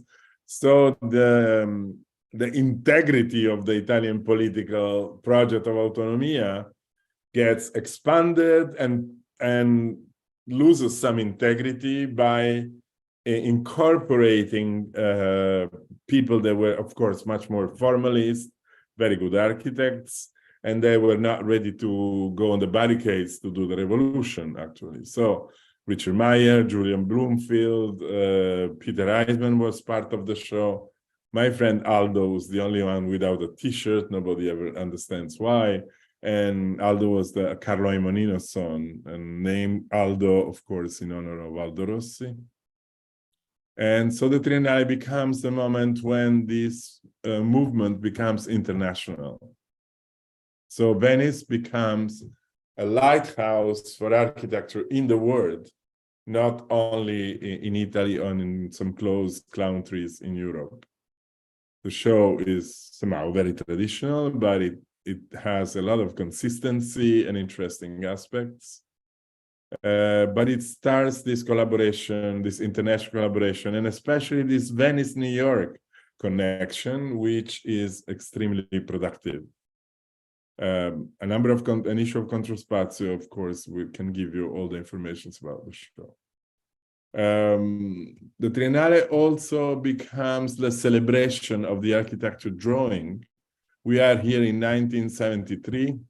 Aldo Rossi is also going to build one of his masterpieces, uncompleted masterpiece, which is a cemetery in Modena. But the drawing is what people has in mind when you talk about this project. The drawing is what the people has in mind with many other projects. So the drawing becomes an autonomous platform for the exchange of ideas between architects and people that were interested in having a dialogue with architects. These people didn't really care about building. They did a project. The project went on Casabella. Then Ungers would see it from somewhere else, would reply with some comments, and then it was done. This was the interesting part from them: the excitement of the intellectual side of architecture. If the thing got built or not was important, but not that important. This is how the cemetery is today, as you can see, partly built. And and here we have another player in the scene, which became extremely important, which is photography. This is a famous photography of Luigi Ghirri, the most wonderful Italian photographer, who was first time taken by the people of Lotus to take picture to the Aldo Rossi cemetery, and he said, "Why should I take pictures of this shit?" Then he met Aldo Rossi, got into talking with Aldo Rossi, and he fell in love with Aldo Rossi. So he fell in love with his architecture and celebrated it with a number of beautiful photos. So America is very important because, of course, it changes the ideological weight or the distribution of the ideological weight in these people's work. This is the first trip to New York by Aldo Rossi. He had to apply a few times because, of course, he was a registered communist. And then the Americans discovered Aldo Rossi. And of course, the people in the Institute of Architecture and Urban Studies are his hosts. And they do the first exhibition in 1979. It's Peter Eisenman who spends a lot of his energy to invite Rossi and then Tafuri and then Scolari to the institute here with Peter, with Frampton and Aldo Rossi in New York. John Hajduk, also very, very, very interested in this conversation with Venice. And Tafuri, where probably the most interesting part is the seating arrangement is not to be changed. So this is when Tafuri becomes interesting for the American scene, especially Peter. Peter Eisenman, of course, was completely into conceptual architecture at that time. So the conceptual depth and strength of Tafuri's approach is a very strong element of attraction for the American architecture intellectuals. So this brings to an exhibition in Venice. This is the first time architecture is officially displayed in the Biennale. It's the Art Biennale in 1976. I think it's Crispolti. Luisa, maybe you know better than me. And they dedicate an exhibition. Vittorio Gregotti curates 3 exhibitions. One of the 3 exhibitions is dedicated to this confrontation between America and Europe based on the role of historic center versus the role of suburb. I think you can read in some of the letters they exchanged that they really had no idea what the topic of the show was. They only wanted to invite the right people. So the title is made up at the last minute, and it doesn't make really sense. But it was a very interesting moment. Here is Eisenman with Aimonino and Gregotti in Venice. And this is when the Città Analoga by Aldo Rossi comes out. So the probably most important drawing he did in his life, which is a sort of a drafted autobiography with all the ideas that come to his architecture. More exhibitions. This is the first one, the Abraham, Eisenman, Hajduk, and Rossi against the Yaus. So Rossi, Tafuri, and Scolari become players in the New York scene. There is this book published by Kenneth Frampton and introduced by Peter Eisenman. So one of those beautiful drawings Luisa was referring to before is on the cover. I don't know, the feeling but I think what Tafuri himself said later, this kind of internationalization of the Tendensa, because this is how they were later called, of course, diminished, very much lowered the level of intensity of their ideological power versus the raising power of an architectural language and architectural style. In fact, now the conclusion of all this is the 1980 Biennale. In the 1980, for the first time, there is an architecture section in the Biennale. It's curated by Paolo Portoghesi, 1 year before the Biennale, there is the Theater Biennale, and for the Theater Biennale, Aldo Rossi is invited to build a floating theater. So the Biennale, El Teatro del Mondo, probably the most famous, one of the most famous architecture project of the late 20th century. And this is probably the highest point in this Venice narrative. At least in terms of architecture, when also the beauty, the knowledge. For Rossi, the Teatro del Mondo could be part of a canaletto, no, view of Venice.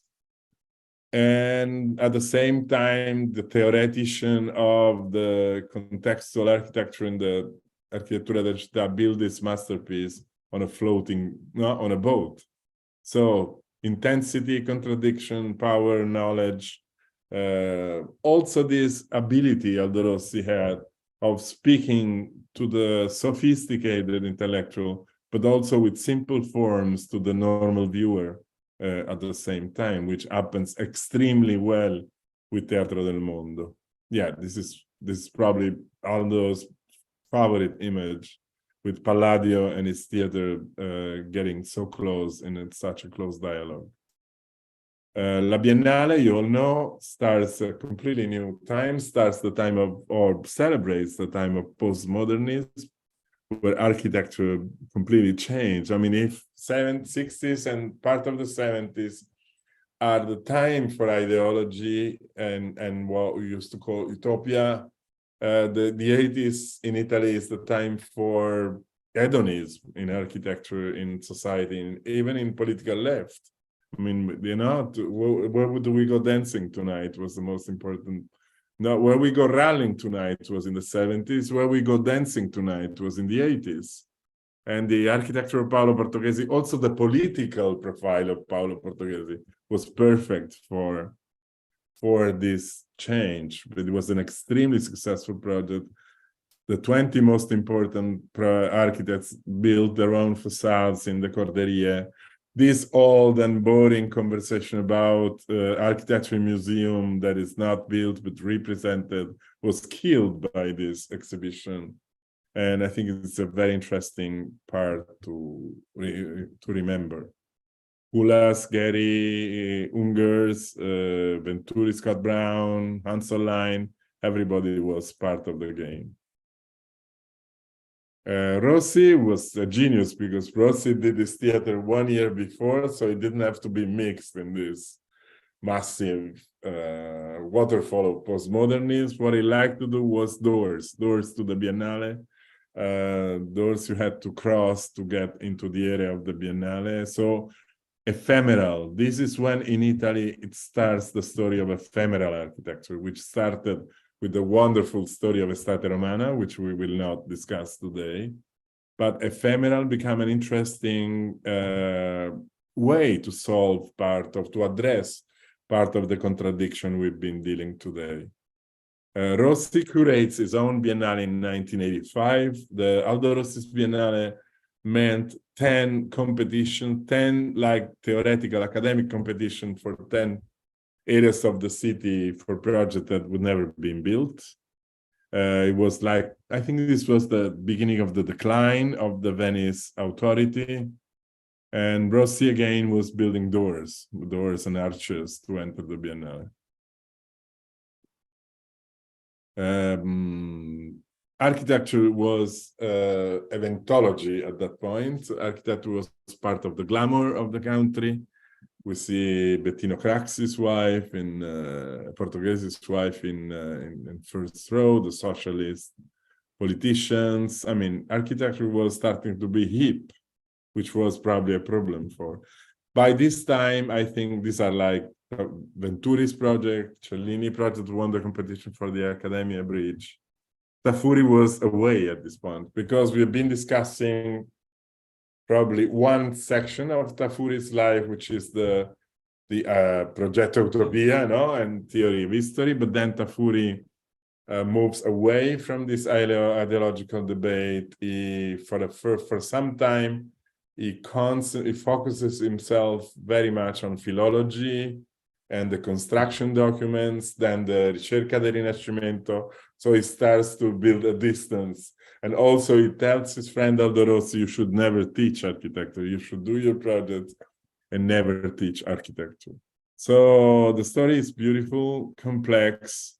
The problem for us, it was that after this kind of Italophilia explosion, Italian architecture fell into a depression which lasted, or still lasting, I don't know, which lasted for a long time because we were not really able to elaborate the loss, no, of the masters. So it's not by accident then like 20 or 20, 30 years later, we would find books asking what the hell happened to Italian architecture. No?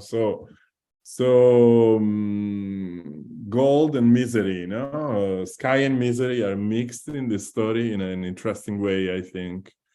But it's a very good way to discuss it. I mean, I think my personal mission for years was to make Italian architects forget Aldo Rossi, because they were only copying Aldo Rossi, and they became convinced that copying Aldo Rossi would make them important like Aldo Rossi, or copying Superstudio would make them radical, which was not, of course, true. If you wanted to be Aldo Rossi, if you wanted to be the radicals, you have to be radical to your time. You have to be Aldo Rossi to your time. So in the practice, in the work I do with my student, I never use them as example, although I always teach them because of their theoretical importance, because they are part of the history, and we are discussing today, I think, history. Grazie. Wow, thank you, Pippo. That was extraordinary. I think the combination of the two, we somehow got an incredible insight into a kind of, I don't know, a melting pot, a perfect storm that was happening at a certain moment in architectural history, and from which, frankly, from the Anglo-Saxon world, we've been a little bit, well, it's not been so clear to us. And I think this laid out many of the, without resolving them, many of the kind of contradictions and the challenges and the debates and things that were going on in a very extraordinary moment in architectural history and architectural thought as well. Maybe I could start. I've got a question for both. Maybe I could start off with Luisa. In a way, I wanted to pick up on. Well, it struck me from your presentation. It was super interesting. And in a way, Tafuri was, in some senses, an anti-architect. In some senses, he was the absolute opposite. In some ways, if we think about architectural discourse, which is dominated by form, by the object, and even now, and especially now, it's been dominated by that. To the point that the subjective way in which we engage with that object is often overlooked. And part of our discussion in this series was engaging with Homi Bhabha and talking about how the subjective way in which you frame things is part of it, but architects just talk about the building. The building is the building is the building. And that makes it particularly kind of challenging to try and engage with with another discourse that is going on parallel, that in a way. And I often think that if we take some terms that we use in architecture, like space, and you take let's say the work of Henri Lefebvre, where space is kind of completely different. First of all, it's espace rather than space. But whereas we talk about space as architects, as it were, in very much formal language, as though it's a form, or maybe an inverted form, like space is almost what you get when you pour concrete into a building and remove the walls. That space is a kind of physical sense. Whereas for Henri Lefebvre, it was space as spatial practices, a very, very different way of understanding things. Meanwhile, we have this kind of other thing going on in architecture where there's almost a denial of the kind of economic world, in the sense that if you look at any book of architectural history, you don't get any reference hardly to the world of capitalism and so on, apart from the kind of the price of the book on the back cover, with the exception, of course, of a few individuals, including Rem Koolhaas, including obviously Frederick Jameson is the one person who's been kind of an antagonist in this discussion and so on. So we've got this kind of world in which, and we get the same time in architecture, and I was at a conference in Barcelona just last week where I shan't mention who, but was talking the whole time about capitalism as though as a retired professor of architecture could solve the problem of capitalism. I mean, to my mind, there is no space outside capitalism. It's almost pointless talking about capitalism, especially for architects doing those things. But anyway, we end up with this kind of like, you know, I would say complete misunderstanding between two different sort of camps in a sense. The architects talking about form, somehow stepping outside of anything else, and the other people talking about ideas and thoughts and things.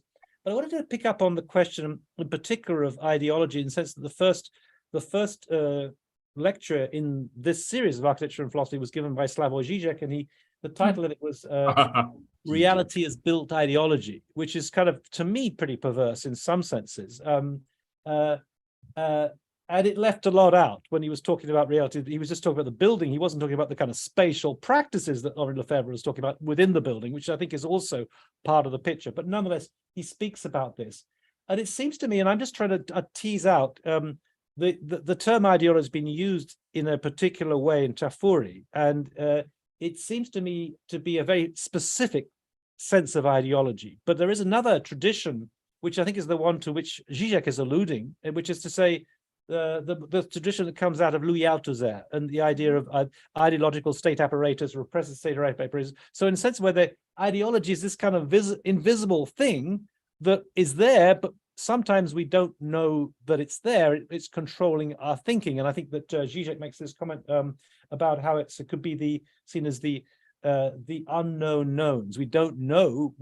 That's part of what we talk about. So I just wanted to kind of ask this question: How would you connect the ideology that Tafuri is continually speaking about and engaging with these other traditions? Seems to me, and maybe I'm wrong, seems to me a very different tradition of Louis Althusser. Is there a kind of a schism between these two, or are they deeply connected? Yeah, I mean, in the sense that, yeah, I got your point.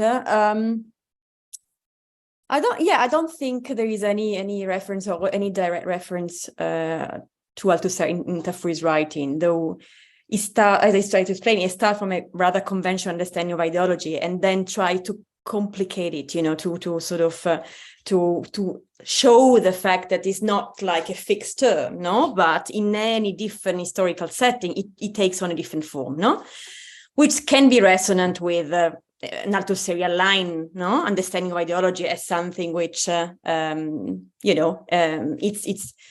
it's changing or is evolving or developing depending on the contingency and the social economical conditions out of which it emerged. But strangely, though, in Tafuri there is a psychoanalytical, it is influenced by psychoanalysis by Freud, but not by Lacan. Right? So whether the Althusserian understanding of ideology, as we know, no, has been highly influenced by Lacan's, no, understanding of the real, we don't find this in Tafuri, which is very much a Freudian. No, so also his understanding of full consciousness and ideology, I think, is very much situated within this other psychoanalytical trajectory. So I think it was always a bit suspicious of toward French thought. And there is a lecture of Tafuri on Foucault. At some point, Foucault comes to the Istituto Universitario in Venice. I think it's 1972. And there is a pamphlet that is published after his lecture, which is called Dispositivo Foucault. I don't remember exactly the title of the pamphlet, but Cacciari and Tafuri, amongst many others, writes, you know, a text in response to Foucault's speech, or at the same time, or like deliver a paper at the same time as Foucault deliver his own paper. And there is a general suspicion towards French thought in general and towards a more Lacanian understanding of ideology, which I find more interesting from my principal point of view, or at least more applicable to the contemporary landscape in which we live, right? But yes, this is just to situate historically and in relation to what to say. This is my answer to your question. Yeah. But maybe just as a quick follow-up question to that. So, you know, I guess in the Anglo-Saxon world, we, especially through America, people like Foucault teaching and guest professor in Berkeley and so on, and Derrida teaching across there and so on. There was a very much a reception in the States of French intellectual thought. In some senses, I think Derrida was more important in in America than he was in France to some extent. So there was, I mean, what we know of, certainly in architecture, in terms of the states, largely through someone like Bernard Tschumi, who was kind of brought up in Paris in May '68. That was the kind of conduit of ideas, and so we had less of a conduit of ideas from Italy, although I think like Diane Girardo, who was a translator of Alberto Rossi, was obviously in Italy. But there was this kind of like, in a way, there was direct transfer of ideas from France, not so much from Italy. But my question was just simply kind of alongside all this kind of milieu, this melting pot, and this kind of radical thinking. Of course, you know, May '68 was happening in Paris, but we got absolutely no reference to May '68 in either of those discourses, which is to my mind intriguing. Did it have any role to play, May '68 in Italy in the late 60s? The riots, the whole 1968 riots started in the architectural school in Rome, and it was, I mean, I lived Luisa speak, then I'll tell you something. Yeah, and also, if I'm not wrong, the Faculty of Architecture in Venice was the first university to be occupied against the Esame di Stato, right? So, I mean, perhaps these are no direct references to this event in Tafuri's writing, but nonetheless, this was a substratum, no? To some of what? Tafuri was aristocratic, no? Towards this thing. It was very aristocratic, but Zevi was very much involved. I mean, you spoke about space before. In this people approach, space did not exist. Architecture was a language. Zevi was the guy for space. So there were exactly opposite approaches to this. So architecture was not important. I mean, Aldo Rossi didn't have any idea of how the houses he was building for the people were when you lived inside. It was very interesting how they would build a city. And the city meant facade, meant that the language that the building was able to transmit to the city. So space was not really Raum was not an interesting, I mean, it was like a corrupted point for them. It was organic. Yeah. I also wanted to say something as following, I mean, to in response to the question you asked me before by ideology and the different, you know, aspects of and influences of Tafuri's theory of ideology. There is something I skipped in this talk, which is the idea as an architect, as a worker, right? So to some extent, his target was not only architecture as a discipline and the ideological entanglements of the architectural art, you know, as an object and as a byproduct of social relationship, but also he tried to reframe the figure of the architect as a worker, no, and not as an intellectual detached. So this is his contribution to the theory of ideology, to some extent. He's positioned the figure of the architect within the discussion, within a Marxian and within the Marxist debates, right? Out from which the architect has always been historically excluded, you know, in the sense it was like an intellectual, you know, or someone that was considered as operating outside certain constraints, which are both practical and ideological, no, and symbolic. So yes, this is what perhaps is more related to the contemporary debate on ideology and architecture. No, so I think about you know, different events or studies. I think about the conference Industry of Architecture that took place in Newcastle 6 years ago. It was organized by Nick Beach and Katie Lloyd Thomas. So there's been not a lot, but many people that started to rethink of the industry of architecture, no? And so in this sense, perhaps what he writes can be interesting or relatable. Though, and I want to conclude, I want to criticize something, because there is something that Tafuri never took into account. So he reframed the architect as a worker, but he never considered the industry of architecture in its totality. Right, with the division of labor, no, which was pretty much there in the 70s and is here and is even more exacerbated nowadays. No, there are much more degree of separation between the designer and the maker in contemporary times. But there is no single. It doesn't mention, it doesn't analyze, it doesn't scrutinize from a Marxist perspective the industry of architecture. And I think this is a big limit of his analysis from my point of view. Very good point. That's a very good point, Luisa. I see many questions in the chat. Well, maybe first, before we go, possible relationship between Tafuri and the digital world. I have no answers. I think it was very happy died before. I mean, but when Tafuri got cancer in 1992, I think Electa started to collect money to bring him to Texas to be taken care of. And they said, how much money do you collect? They said 100 million. So 50,000, and they said, okay, you can live 2 years in a house. That's what actually happened. But this was before, and I don't think that we had time to react to the digital revolution. And I don't think he would be very interested, because the digital revolution takes away architecture from the space of class conflict, from the space of life conflict. So I don't know. I think it's a very difficult. It's a very difficult. On the other hand, digital revolution could synthesize architecture in pure language, which would be very boring in the end, I think. So I don't know. It's a difficult question. If Luisa has a better answer, I would happy to leave her there. Yeah, I think it's younger than me, so she can do this better. I'm not technologically savvy at all. In spite of my age, but yes, I think interestingly, Tafuri writes a couple of essays in the 70s, which coincide with the moment when cybernetic was becoming a thing, right?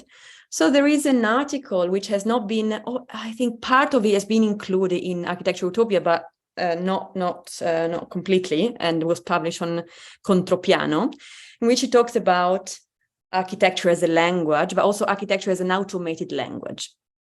And in referring to cybernetic, this is reference to some extent, no? And especially when he talks about the plan, that for him is like the capitalist plan, which is taking over the agency of the architect. At some point, he talks of the plan as an automated and autonomously an autonomous object with an agency, which is, I think it's almost like an artificially intelligent an algorithm. I mean, it's not an algorithm; it doesn't use this term, but it resonates with contemporary debate about sort of parametric architecture, or like new technology, algorithmic intelligence taking over manual intellectual labor. Yeah, that's very true. It was also very much the other side. I mean, Alicia did this PhD thesis, Alicia Imperiale in Princeton, taking in account the Zevi approach. I mean, organicism in Italy meant this kind of Frank Lloyd Wright 60 degrees stuff, but it meant also the Umberto Eco opera aperta, so the idea of architecture as a pixelated element that could grow. So you have much more references to the digital evolution of the practice and things in that area than in the Tafuri area. I mean, the ideological approach was so strong. And I mean, Tafuri would love to read the Grundrisse. You cannot do Grundrisse and computer science at the same time when he was alive. Maybe today somebody can do it. So if you're looking for connections between early, like say Italian avant-garde and then computer aided architecture, it's much more in this idea of the opera aperta, of the never completed work, which was in the Zevi, in the Bruno Zevi area, Semina. I mean, they're very interesting case, also in connection with the art world, which probably Luisa knows well. No, I think I would agree, and I think that the figure of Gordon Pask, who was central to the AA at the time, and of course there was a whole thing that went on with him in terms of Cedric Price, who was another interesting figure in this kind of domain, and then the kind of the way in which Rayner Banham, who of course also kind of moved to the States as well. You know, I think there was another kind of parallel melting pot happening at the AA at the time, and people like Koolhaas, of course, were of course, studying there and going to write about New York and whatever. So you get this. It is a kind of curious thing where these kind of almost there's these different nodal points of Venice and Paris and London, and then most of this I see a raised hand. But anyway, I mean, you can say in a theatrical way that part of this big reaction of Italian architecture was a reaction to Rayner Banham accusation in 1956 against the Italian retreat from modern movement, when Casabella was starting to publish projects and had some idea of decoration, some idea of historical references.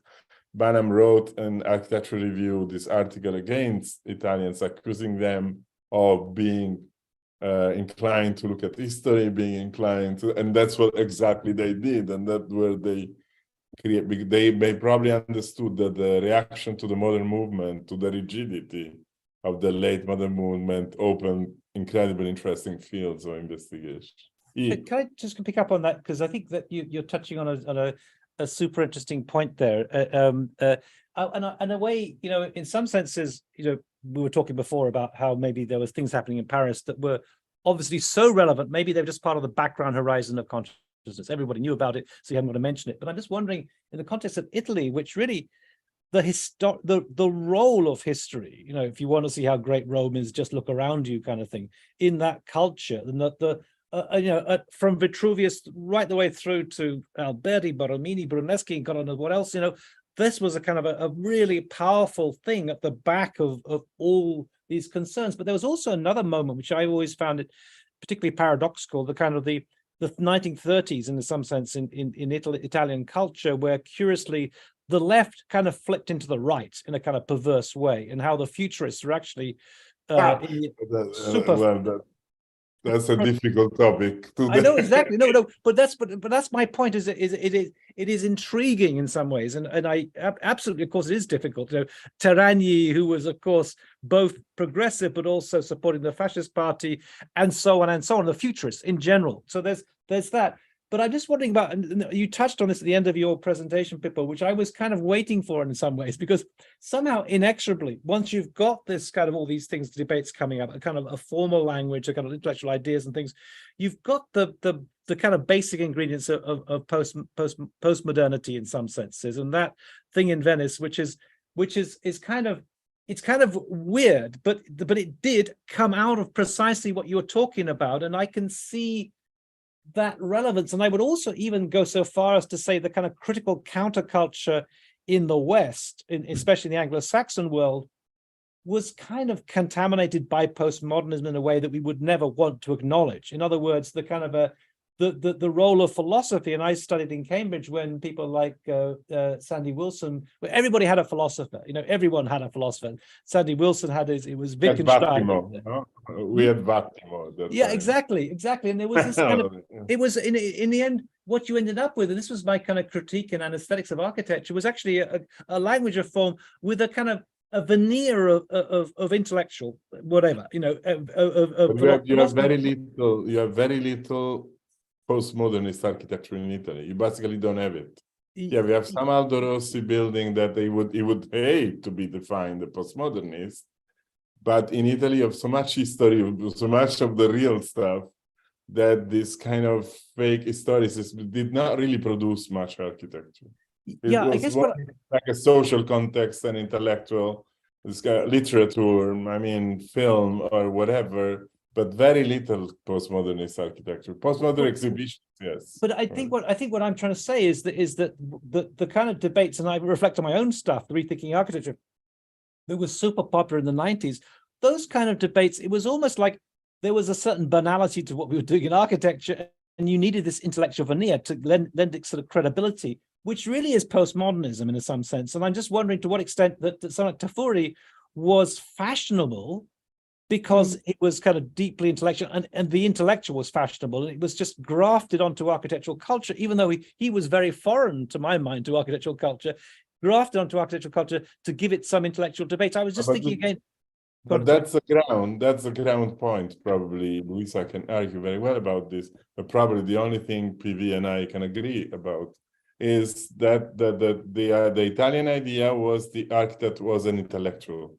Yeah. But then Tafuri became, no, she said it before. Then when the architect challenges, I mean, till Tafuri was alive, I never used the word critic because it was blasphemy.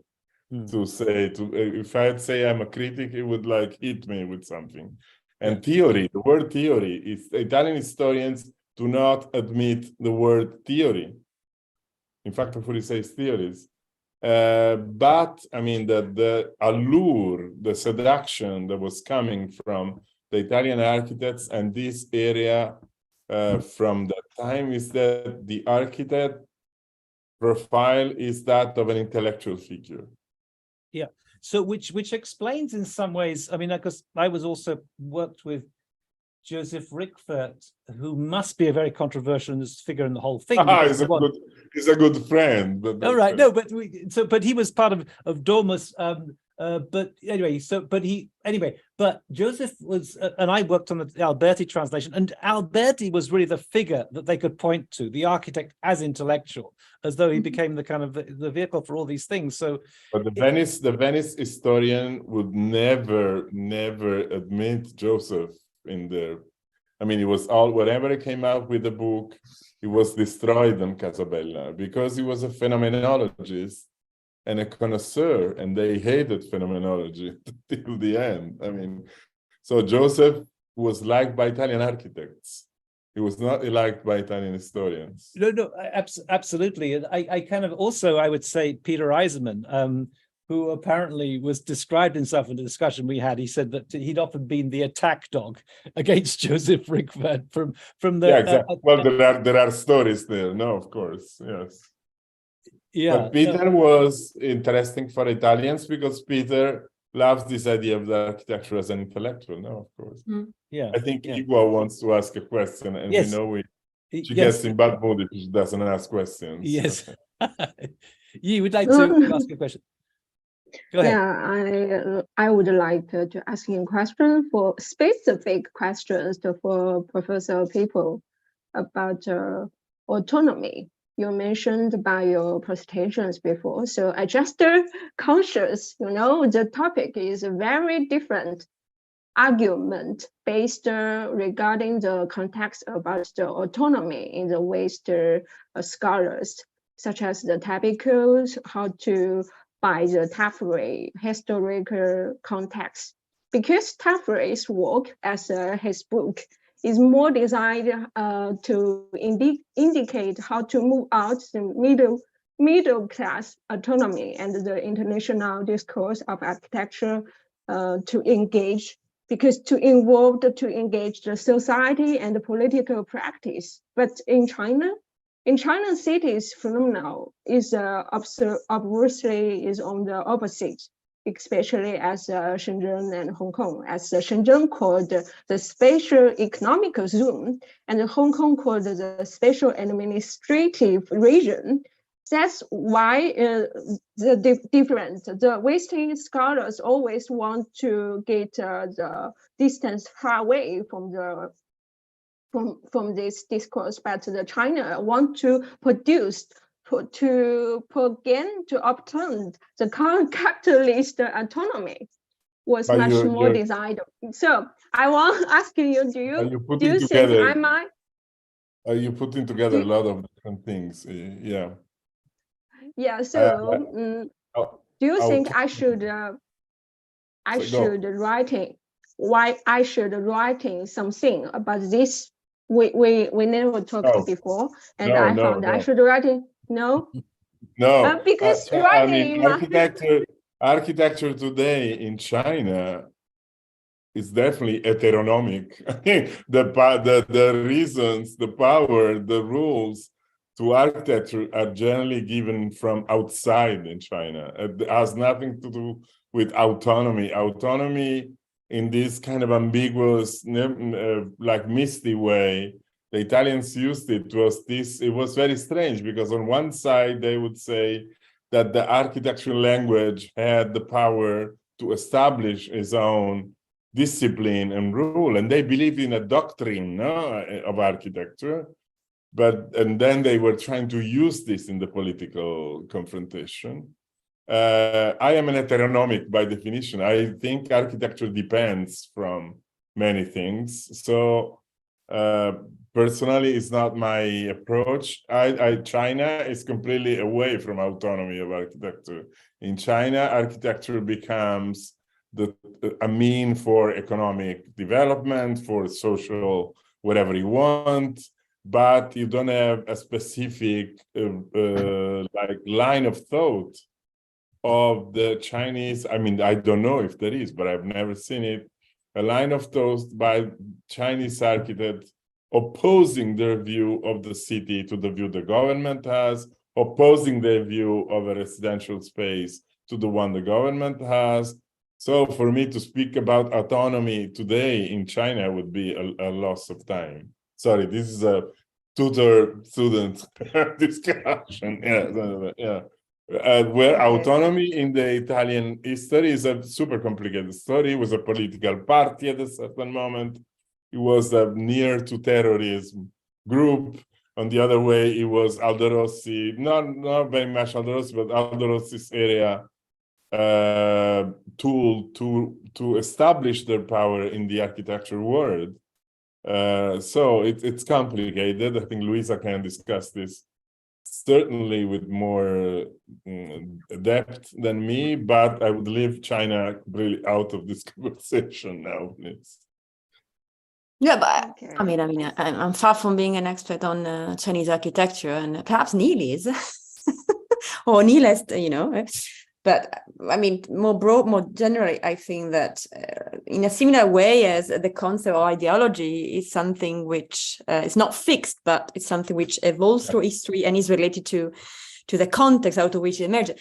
The same applies to autonomy. So depending on the relationship that architecture entertains with the state and with state power, we can think of different notions of autonomy. I think that I'm not sure there is a country where there is no discourse on autonomy in architecture. I think there must be, but it's just a different form, because the state power as a state structure is different, no? So in Italy, it's specific and is particularly prominent because it's a state that came late to be a state, right? And so it's a state in which the notion of autonomy and the notion of autonomous power vis-a-vis the state had a significant traction and importance in culture.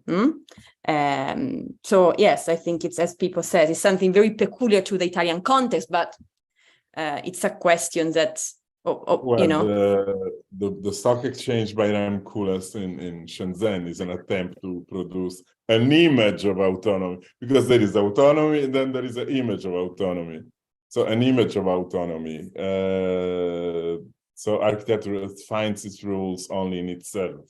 That's like the most linear meaning of this word. So yeah, but I don't believe in autonomy in architecture. So I think it's more interesting to study the relations architecture has with what is around it than to study the discipline in itself and to go inner. I prefer to go, but I mean, everybody can do this in the way they feel.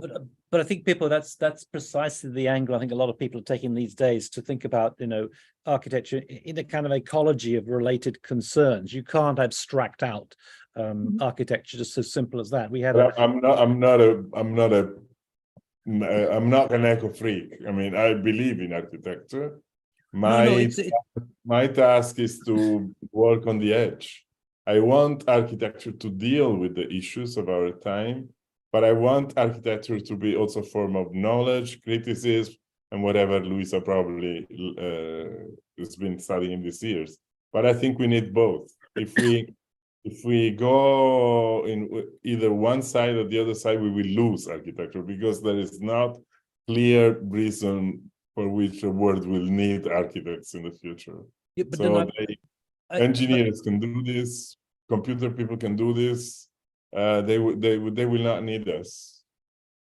No, but I was not necessarily referring directly to the ecological arguments as such. But I think we have, for example, a session on Deleuze with Andrew Ballantyne, where he was pointing out the Farnsworth house, which presents itself as being this autonomous, discrete architectural object. To what extent it was dependent on all these other things, whether or not they were ecological, but you had to get a car to get there, all the energy comes from somewhere else and all these things. So it's kind of embedded within a kind of deeper mesh of other concerns, and you can't just abstract it as though it operates autonomously. I don't know, I see questions on capitalism, and it's so difficult today to speak about capitalism because there is people buying lands on the metaverso and selling it. So capitalism is such a great and complicated and so different from the time Tafuri was discussing this, that it's very difficult to apply this paradigm to contemporary.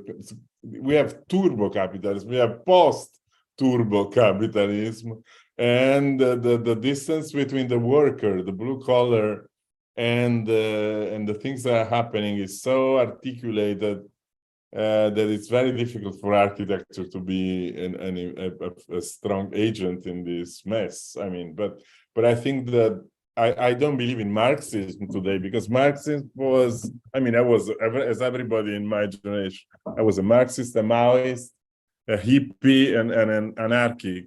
But Marxism was based on a very clear, it was the 19th century, and the relationship between the working class and the owning class was very simple and clear. And Marxism was a good reaction to that. It's a philosophy that was a good reaction to that. Now we have to develop some other forms of Marxism or whatever alternative. But we cannot rely on the existing ones because they are just good for scholars, for me, not for the people. Luisa? I Sorry. disagree, but Yeah, of course you can. no, but I mean, in an amicable way, you know what I mean? It's diversity is our richness, no? No, but I disagree in the sense that Marxism is a toolbox that you can use against his own creator. Think about social reproduction theory. So there are many contemporary strands which fall under the remit or the category of Marxism, but they're very much different from what we are used to associate Marxism. So that means this kind of 70 hardcore Marxism that Tafuri seems to be fan of, no? So I don't think it's that strands of thought at all. So I think about environmentalist Andreas Malm, to think about someone that addresses environmental question from a materialist perspective. I think about Silvia Federici, that talks about feminism and social reproduction from a materialist perspective. Or Nancy Fraser in the United States. So there are a lot of things which I think are very actual in deciphering what we are going through. That pick up elements from there and then push it somewhere else. Hybridize Marxism. This is scholars' word. It never gets into the political arena. It doesn't work if not in academia. Marxists are mainly in the UK now, so why? What does this mean? Marxists are mainly in the academia. Slavoj Žižek is a Columbia University fun figure, no? Yes and no, in the sense that we are academics, are members of the union, and go on marking strikes every term. So there is a praxis. I know. Which we really are, sort of representing. We are not only, precisely because the working conditions are so bad. And we are. I agree. So not that we are a revolutionary class, far from being that, but I think there is a form of praxis, which paradoxically is more, we fight stronger now than 10 years ago. Yeah, At least in the Anglophone in No, but English British academia. my judgment was in the ideological construction of Marxism, because Marxism, also we need to acknowledge, I think, a difference between the 20th and the 21st century, which is, I mean, Marxism relies on a society based on mass, where today we are in a society based on the individual, which is not a good thing, but I don't know how to fix this. And I don't think Marxism is a good tool to fix this. I mean, when I speak to my students, when I speak to my daughter, I say, what are the tools you can develop? So how can you put your ideas together with the ideas of your friend and get together to become two instead of one, and then 10 and maybe 50? So this is maybe probably for me the most complicated problem with Marxism in contemporary society. I think on the issues we will always agree, I think, and on the reaction we will always agree, but I think we need more. We need to, maybe from Marxism something can spring. Well, I just wondering one thing we didn't really talk about, well, we did touch on it in the sense, was because you were saying it was almost not important, was the role of art. And it seems to me that is maybe a domain in which people like Hito Style or maybe Ai Weiwei, in which these things are being addressed in the kind of way that not so dissimilar, I think, to what we were talking about today, in the sense it becomes a kind of a platform for debate, for ideas that have become almost allegorical to the role of the logic of it. And I think that Jameson's engagement with the role of art is central to that as well. So I would say that it's kind of alive and well within the art discourse, which is very much a discourse. Is that fair? I mean, if you speak to a radical curator of Ai Weiwei, they will run after you, I think, because they consider that like capital substructure. Yes, it's marketing. What do you think, Luisa? Yeah, I mean, I think that indeed, I mean, on the one hand, I agree with Pippo when he says that Marxism is. It became a cultural, and there is such a thing like cultural Marxism, which is perhaps more present than actual Marxism, but that doesn't mean that labor has lost and struggles around labor. And by labor, I mean academic labor, not just factory labor. I don't think this has lost its centrality, I think. And so this is my point. So the point is like, you think labor is still a terrain on which you can struggle, is still a terrain of exploitation. Whatever labor you do, like an intellectual labor, you can do an academic, you can, of course, let's say different type of labor means different degrees and type of exploitation. I'm not comparing, the sort of one labor to another one. I don't think they're equivalent, but nonetheless, so I think labor has for me, like a centrality, and so yes, so I wouldn't throw out the baby with the water. Marx is certainly as aspect that's problematic and complex to see to be considered as of use, but labor, which is the very much the core of value theory, right? And Marxism theory, for me, still has an importance, is contemporary discourse and society, and also politics. No, but my opinions are of a normal. I mean, I'm an expert in architecture. I'm not a political scientist. But I think so it's like opinions. The problem is not the reading of the situation, which I agree completely with Luisa. The problem is the tools you're able to develop to carry your fights and to have an impact on society. So the problem is how you develop tools. So but for me, I mean, I'm here to speak about architecture, and that's probably the problem with, I don't trust architects when they theorize politics. I never. No, I completely agree. I mean, especially these kind of critiques of capitalism, which is still going on, as though we as architects can do anything about this. I mean, I would be super critical. I mean, the architects like to think they're invested with the power to change the world, but I would almost compare them to hairdressers. The client comes along and says, give me a short head and a particular style of haircut, and we do that. We have no agency to change anything in the world apart from maybe persuade the client to maybe be more environmentally friendly or something. Well, to be more specific, I think the architects, I mean, we are so attracted by these 1960s because they had more architects had more power then than they have today. Well, they thought Totally. They could speak to politicians, were close to, especially in Italy. I mean, everybody loved Italy because of this, because the conversation between the actor in the territory, you know, and the politician were much closer. So we lost power in that area. Yeah, I totally agree on this point.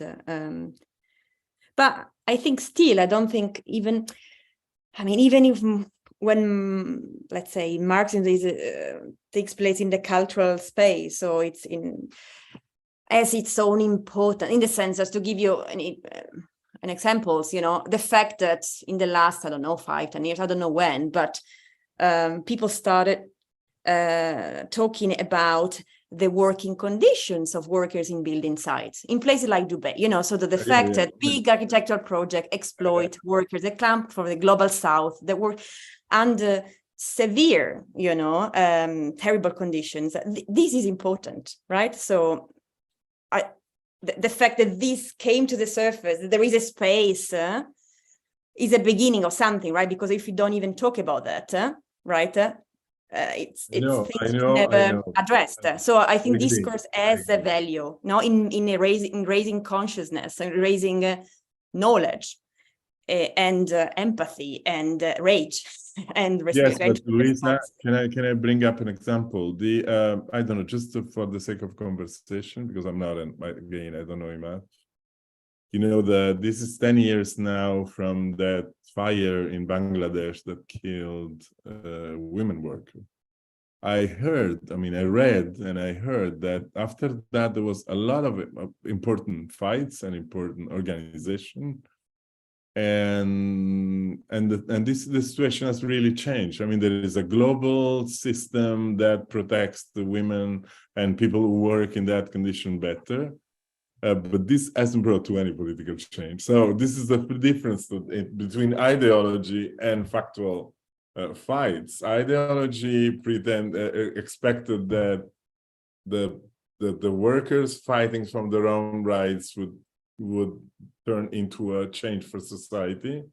Now you can achieve solutions, but this doesn't mean a change of paradigm in the political systems. So if we want to also change the political system, we have to add something more that I don't know what it is, and we can look for together.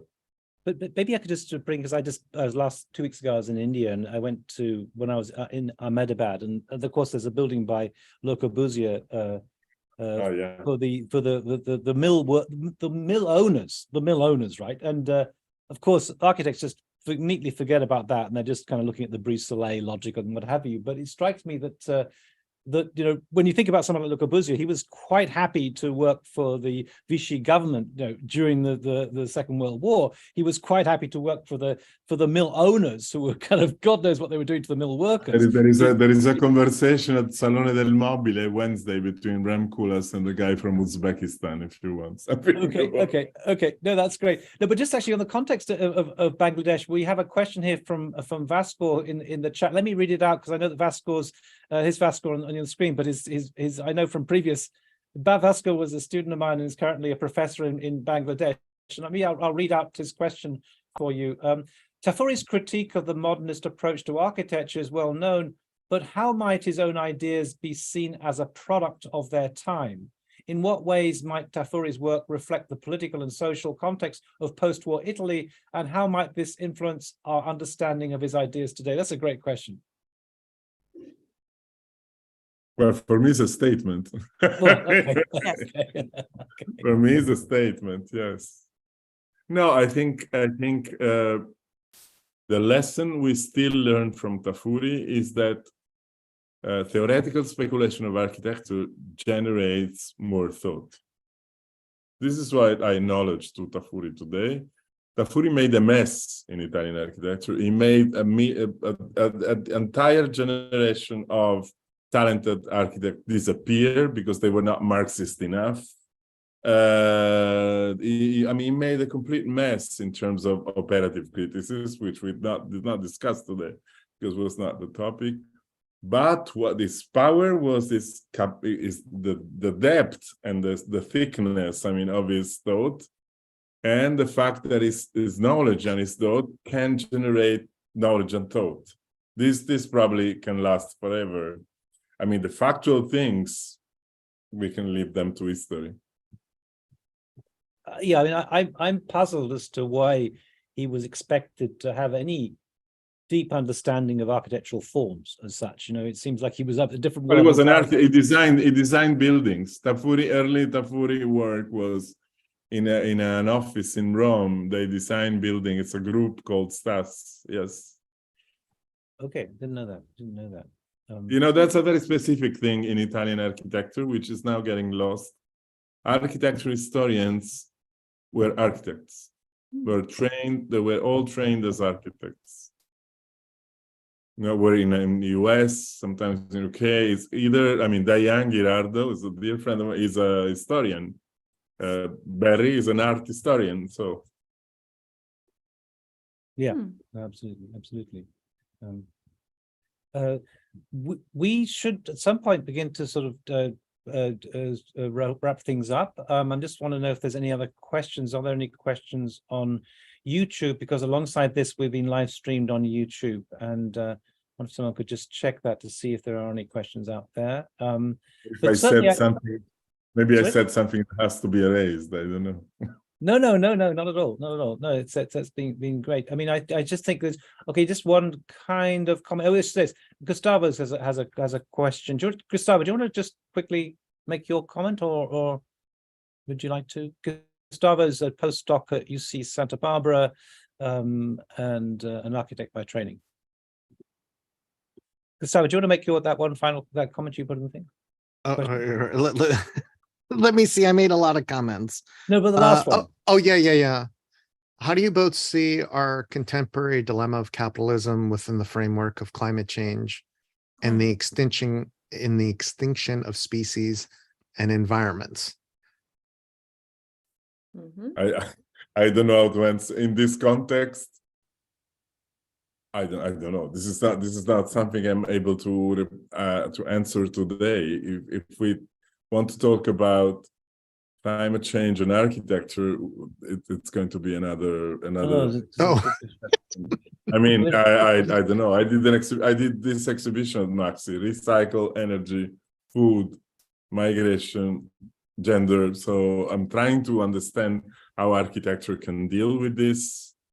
But I don't think I need to read Tafuri for this. I have to read other stuff. Although it's always, everything I think. I did my PhD there in Venice with Rossi, with the people in the design theory. I worked with Dalco for 20. Everything I think comes from that training. But I hope I adjusted to the time and to the problems of today. So you can develop your mind there, but to find specific answers to issues like that, you have to develop them yourself, dear Digital Futures, whatever the name is. Yeah. Luisa, do you want to say something? Yeah, but the question was not directly related to Tafuri, it was more general, right? Yeah. Okay, so it's even more ambitious as a question. I would say it's like, I know you need an oracle, right, just to answer certain questions. You don't need human beings. I don't know. The first thing that comes to my mind, which is not an answer, and also it's something. It's a book that I find problematic in many ways. It is a book by Keller Esterling called Subtraction. Oh yes.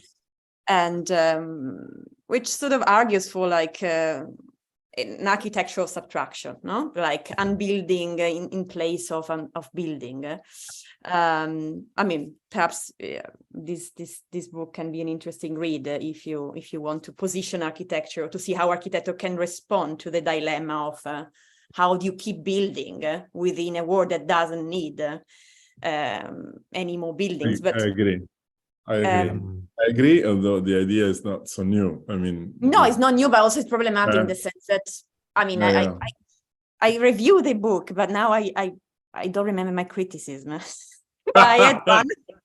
I had one. We brought when Rutelli was a ministry in the late 90s. We brought to the minister this manifesto for zero, no, for 0 square meters. So we many people are trying to do this. It's not easy, but it's right. I mean, you're right. You're right. So I would maybe cite the example of Mike Davis in LA, who went from being a radical sort of socialist to being a kind of environmentalist. So kind of going from red to green, or maybe a kind of bit of brown in between. And I think that has become, and obviously it was outside of Tafuri's time, and I don't know how he would have responded now, but I think that definitely there's kind of been a mutation in, let's say, social concerns towards environmental concerns in most areas. I don't think Manfredo has ever been in California. No, I'm sure not. I like Mike Davis. I like Mike Davis a lot, but I think Mike Davis' thinking in my personal history is very much tied to the times where I was obsessed by the issue of the metropolis. No? So how the megacity, the metropolis, is creating and endangering, or and maybe what solution we can find there. Now I'm more interested in. I mean, we always speak of this 50% of the people who live in cities. Why can't we take care of also the other 50% who don't live in cities, for instance? So, but I think it was a great presence in my history, Mike Davis. I think it was interesting, but I think it was interesting because he has a different ideological frame compared to the Italian history I had. Yeah, no, since you mentioned Metropolis, I would say that, and of course there was a movie there, right? And it was about social concerns in some sense. But it seems to me there's one movie that kind of captures our time in the sense is probably more Blade Runner, a kind of dystopian view of the future that runs throughout. I mean, that seems to have caught on with architects throughout. It's almost like the favorite movie of architects.